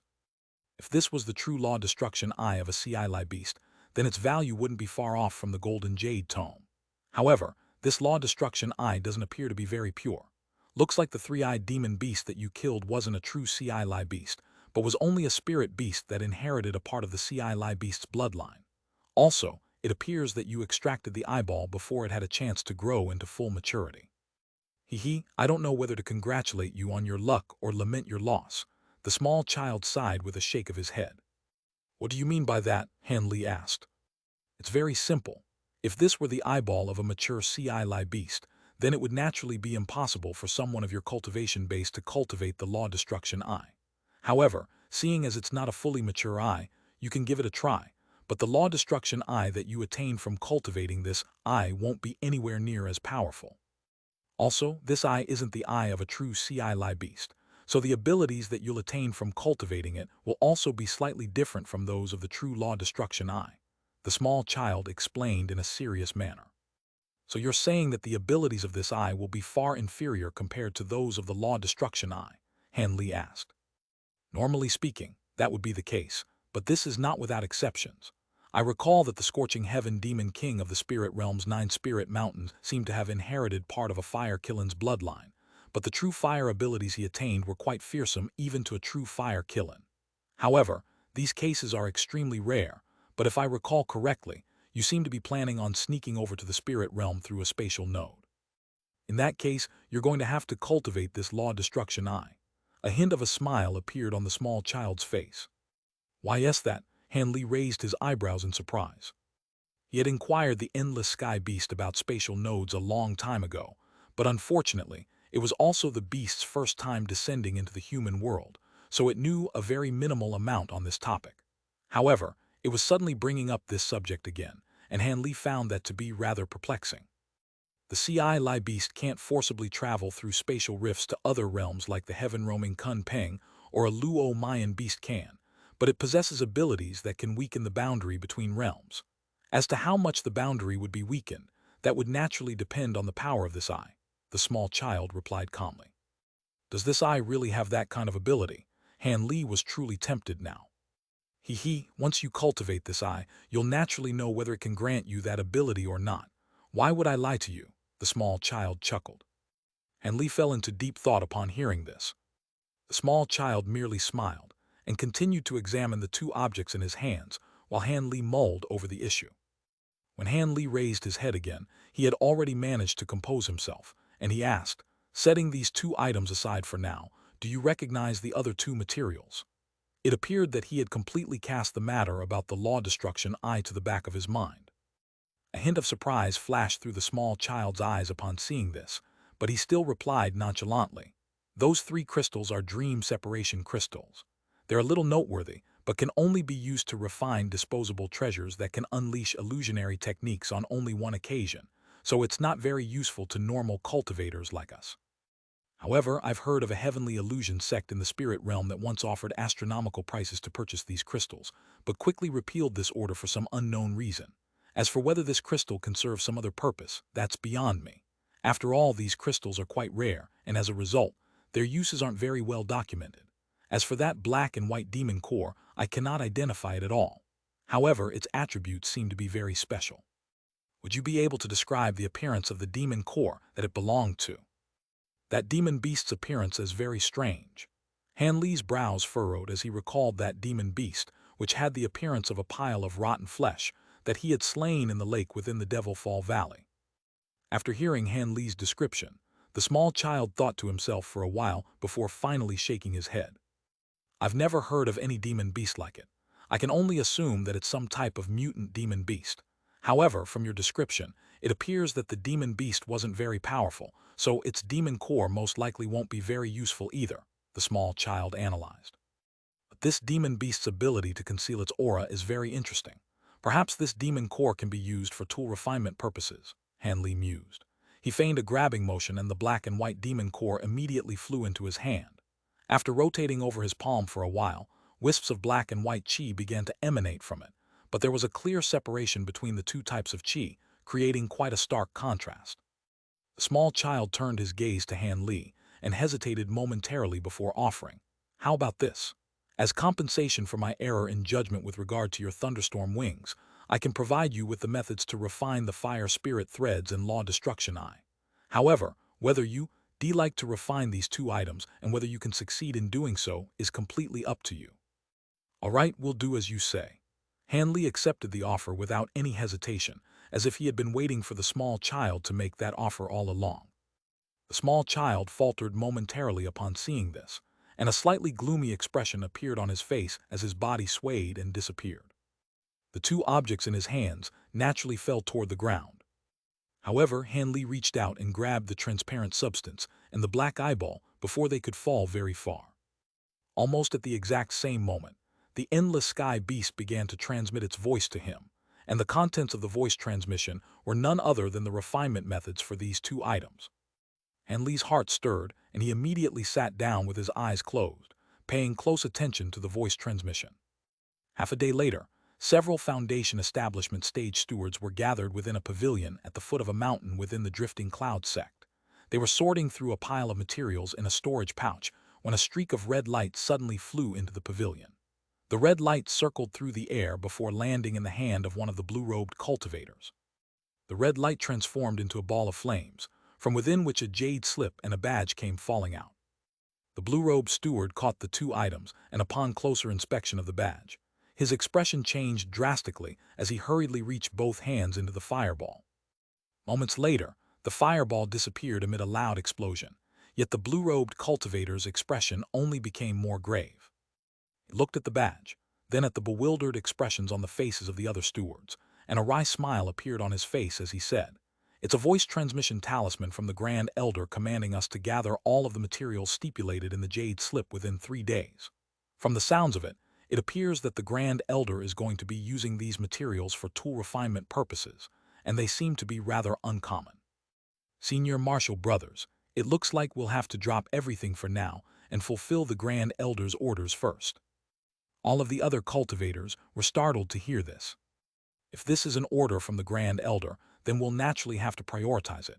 Check the list of materials in the Jade slip, and if we have them, bring them out of our storage unit right away. If not, immediately head to the Ancient Sword Sect and 100 Possibilities Pavilion to see if they have them. In particular, the 100 Possibilities Pavilion cultivators are very proficient in tool refinement, so they should have any materials that we're missing. This must be rather urgent, or the Grand Elder wouldn't be giving us only 3 days to gather everything. An elderly man in gray robes instructed in a decisive manner. The other cultivators all nodded emphatically in response. After delegating some duties among themselves, the Foundation establishment stewards all leaped onto their treasures and flew out of the pavilion, hurrying away to gather the materials detailed in the Jade slip.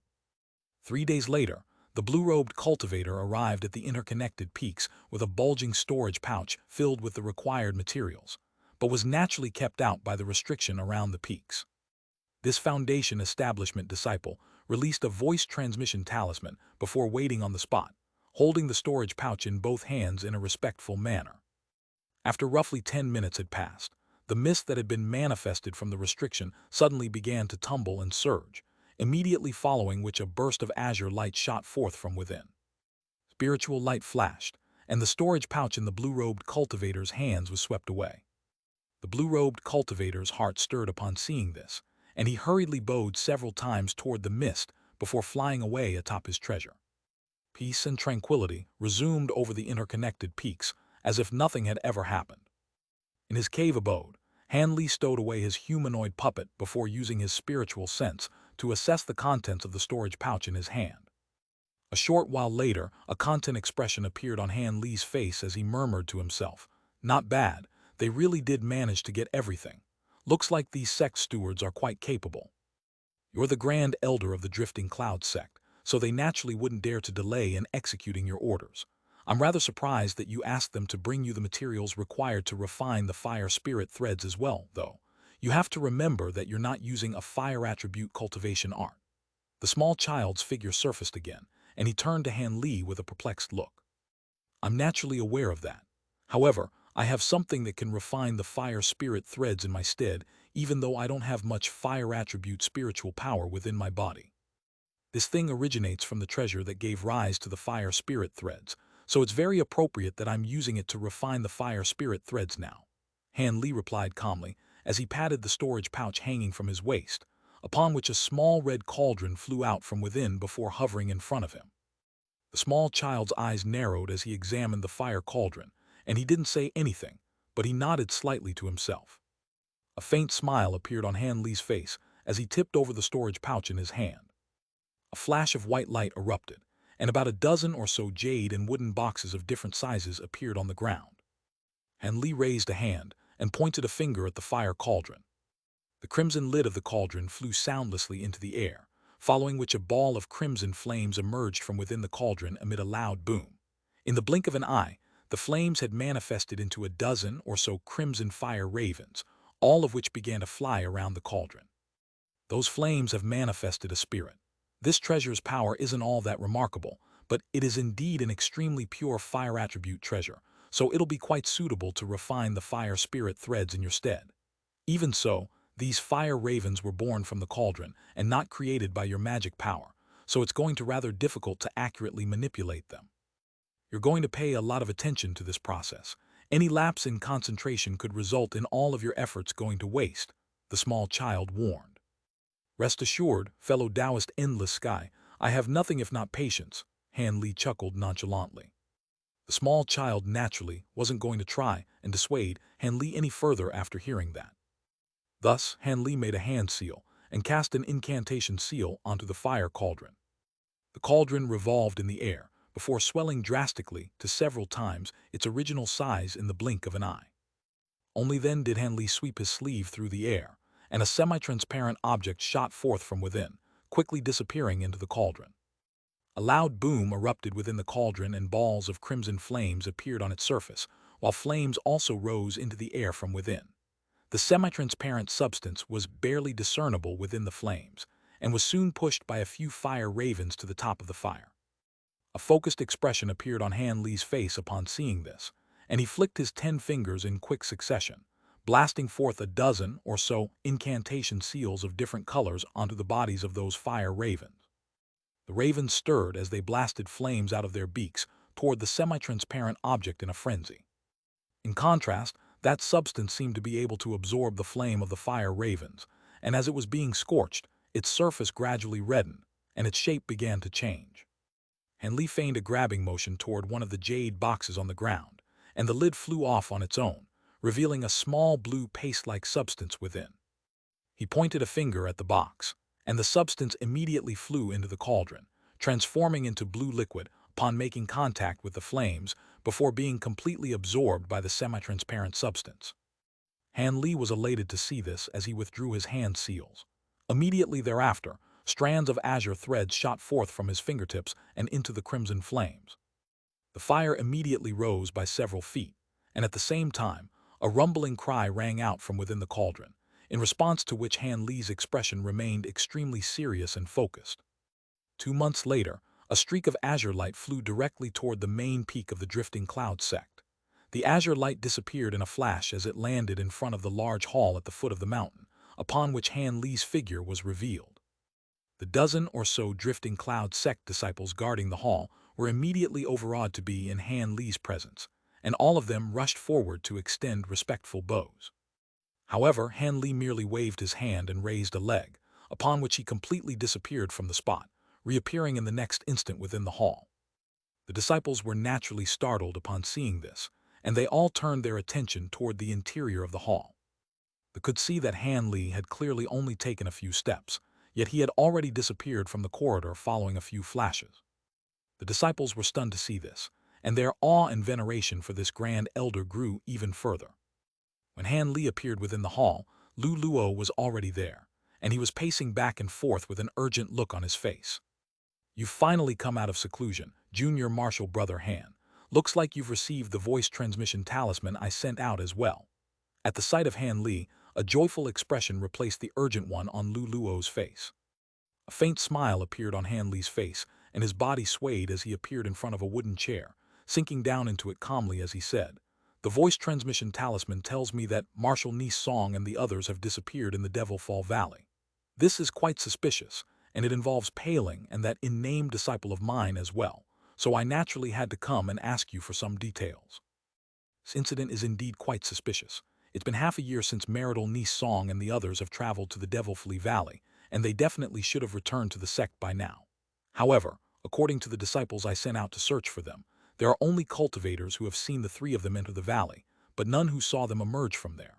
There were also some cultivators who encountered them in the outer valley, but they disappeared from the Devil Fall Valley soon after that. I suspect that the 3 of them may have." Lu Luo's voice suddenly cut off here. "Could it be that the 3 of them have ventured into the inner valley and encountered some sort of dangerous situation or were trapped somewhere?" Han Li finished the sentence for him. As he did so, his expression remained very calm and it was impossible to glean his thoughts. "That's exactly what I was thinking. The inner valley of the Devil Fall Valley is still very dangerous, but you're a great cultivator now, and you've explored the inner valley once before, so it shouldn't be a problem for you to search for them in there, right?" Lu Luo asked in a rather hesitant manner. "The spatial rifts in the Devil Fall Valley's inner valley don't pose much of a threat to me, and as long as I don't venture into any of the extremely dangerous locations, I should be fine. I've recently concluded my tool refinement anyway, so I'll make a trip there," Han Li replied without any hesitation. "That would be best. I'll leave it to you then, Junior Marshal Brother. However, keep in mind that you're the grand elder of the sect now. The prosperity of our sect rests on your shoulders, so your safety is the #1 priority," Lu Luo cautioned with a serious expression. "Rest assured, Senior Marshal Brother Lu. There should be no one in the Heavenly South region who's capable of harming me, and I'll also do my best to stay out of harm's way," Han Li replied with a nonchalant smile, but his thoughts had strayed to the sovereign devil corpse that he had lost many years ago in the Devil Fall Valley. Could it be that this devil corpse had something to do with the trio's disappearance? That thought abruptly occurred to Han Li for no reason whatsoever. Even though he was feeling rather perplexed, Han Li's expression remained quite calm, and he only left in an unhurried manner after chatting with Lu Luo for a while longer. 2 days later, Han Li visited Nangong Wan in the restricted area, before leaving the Drifting Cloud sect on his own and heading for the Devil Fall Valley. Over a month later, 3 streaks of light were flying extremely quickly through the air over the Chang province in the state of Dongyu. All of a sudden, they circled around an unknown mountain before landing to reveal 3 brawny men. The 3 of them were all very tall and broad, with 2 flying crosses of different colors strapped to each of their shoulders. Their physical appearances were also very similar, and they appeared to be triplets. Meanwhile, there were 3 other cultivators already waiting on the summit of the mountain. One of them was an elderly man, another was a middle-aged scholar, and the final one was a young man with a smile on his face. "Haha, I hope you didn't wait too long, Brother Hu. My brothers and I had some business to take care of on the way here, so please don't blame us for our tardiness." "Huh? Are those 2 disciples of your sect as well?" The eldest among the 3 brawny men laughed heartily as he turned toward the elderly. However, as he swept his gaze across the young man and the middle-aged scholar, a hint of befuddlement flashed through his eyes. He discovered that both the elderly man and the middle-aged scholar were standing on either side of the young man, with respectful expressions on their faces. Even after the elderly man heard his greeting, he only responded with a subdued smile, and didn't dare to strike up a conversation with the 3 of them. This naturally came as quite a surprise to the 3 brawny men. They swept their spiritual sense toward the young man, and waves of shock surged through their hearts as they discovered that the young man's body was seemingly made from illusionary mist, rendering their efforts to ascertain his cultivation base completely ineffective. The 3 men's expressions changed drastically upon making this discovery. "So you 3 are the Zhao brothers of the Golden Sea sect?" the young man asked with a smile. "Who are you? What's going on here, fellow Taoist Hu?" A wary expression appeared on the brawny man's face. "Please don't be rude, fellow Taoist Zhao. This is the Grand Elder of our sect, and the other person with us is Junior Martial Brother Lin." The elderly man's words gave the 3 brawny men quite a fright. "Grand Elder, could it be that this is Senior Han?" the brawny man exclaimed with incredulity. "That's right, I am indeed the Grand Elder of the Drifting Cloud sect. My apologies for asking Martial Nephew Hu to invite you 3 to this place on such short notice." The young man smiled, revealing rows of pristine white teeth. He was none other than Han Li, who had traveled all the way from the Drifting Cloud sect to the state of Dongyu. "Not at all, Senior Han. It's our honor to be in your presence." The brawny man examined Han Li carefully again to find that his physical appearance did indeed match that of the legendary figure in the heavenly south region, and he immediately extended a respectful bow. His 2 brothers also hurriedly followed suit. Han Li waved a hand and asked in a calm manner, "There's no need for such formalities, fellow Taoists. The 3 of you aren't disciples of our sect after all. I heard from Martial Nephew Hu that the 3 of you encountered 3 female disciples from our sect in the Devil Fall Valley. Is that true?" The brawny man faltered slightly upon hearing this before giving an honest reply. "That is indeed true. When my brothers and I were in the Devil Fall Valley, we had a fleeting encounter with them." "I see. Would you be able to tell me about the situation at the time?" Han Li asked in a warm voice. "Of course. Several months ago, my brother required a rare material to refine a treasure of his, so we decided to venture into the Devil Fall Valley to try our luck. However, we were unable to find the material we were looking for, and just when we were about to leave the valley, we encountered the 3 female disciples from your sect. I was familiar with one of them as we had met once in the past, so I made some conversation with them. However, they seemed to be looking for something as well and were in quite a hurry, so my brothers and I left after only a brief conversation. After that, my brothers and I immediately departed from the valley, and we haven't seen the 3 women since," the brawny man carefully recounted. Han Li was silent for a moment before waving a sleeve through the air, sending an azure jade slip that he had prepared earlier flying toward the man.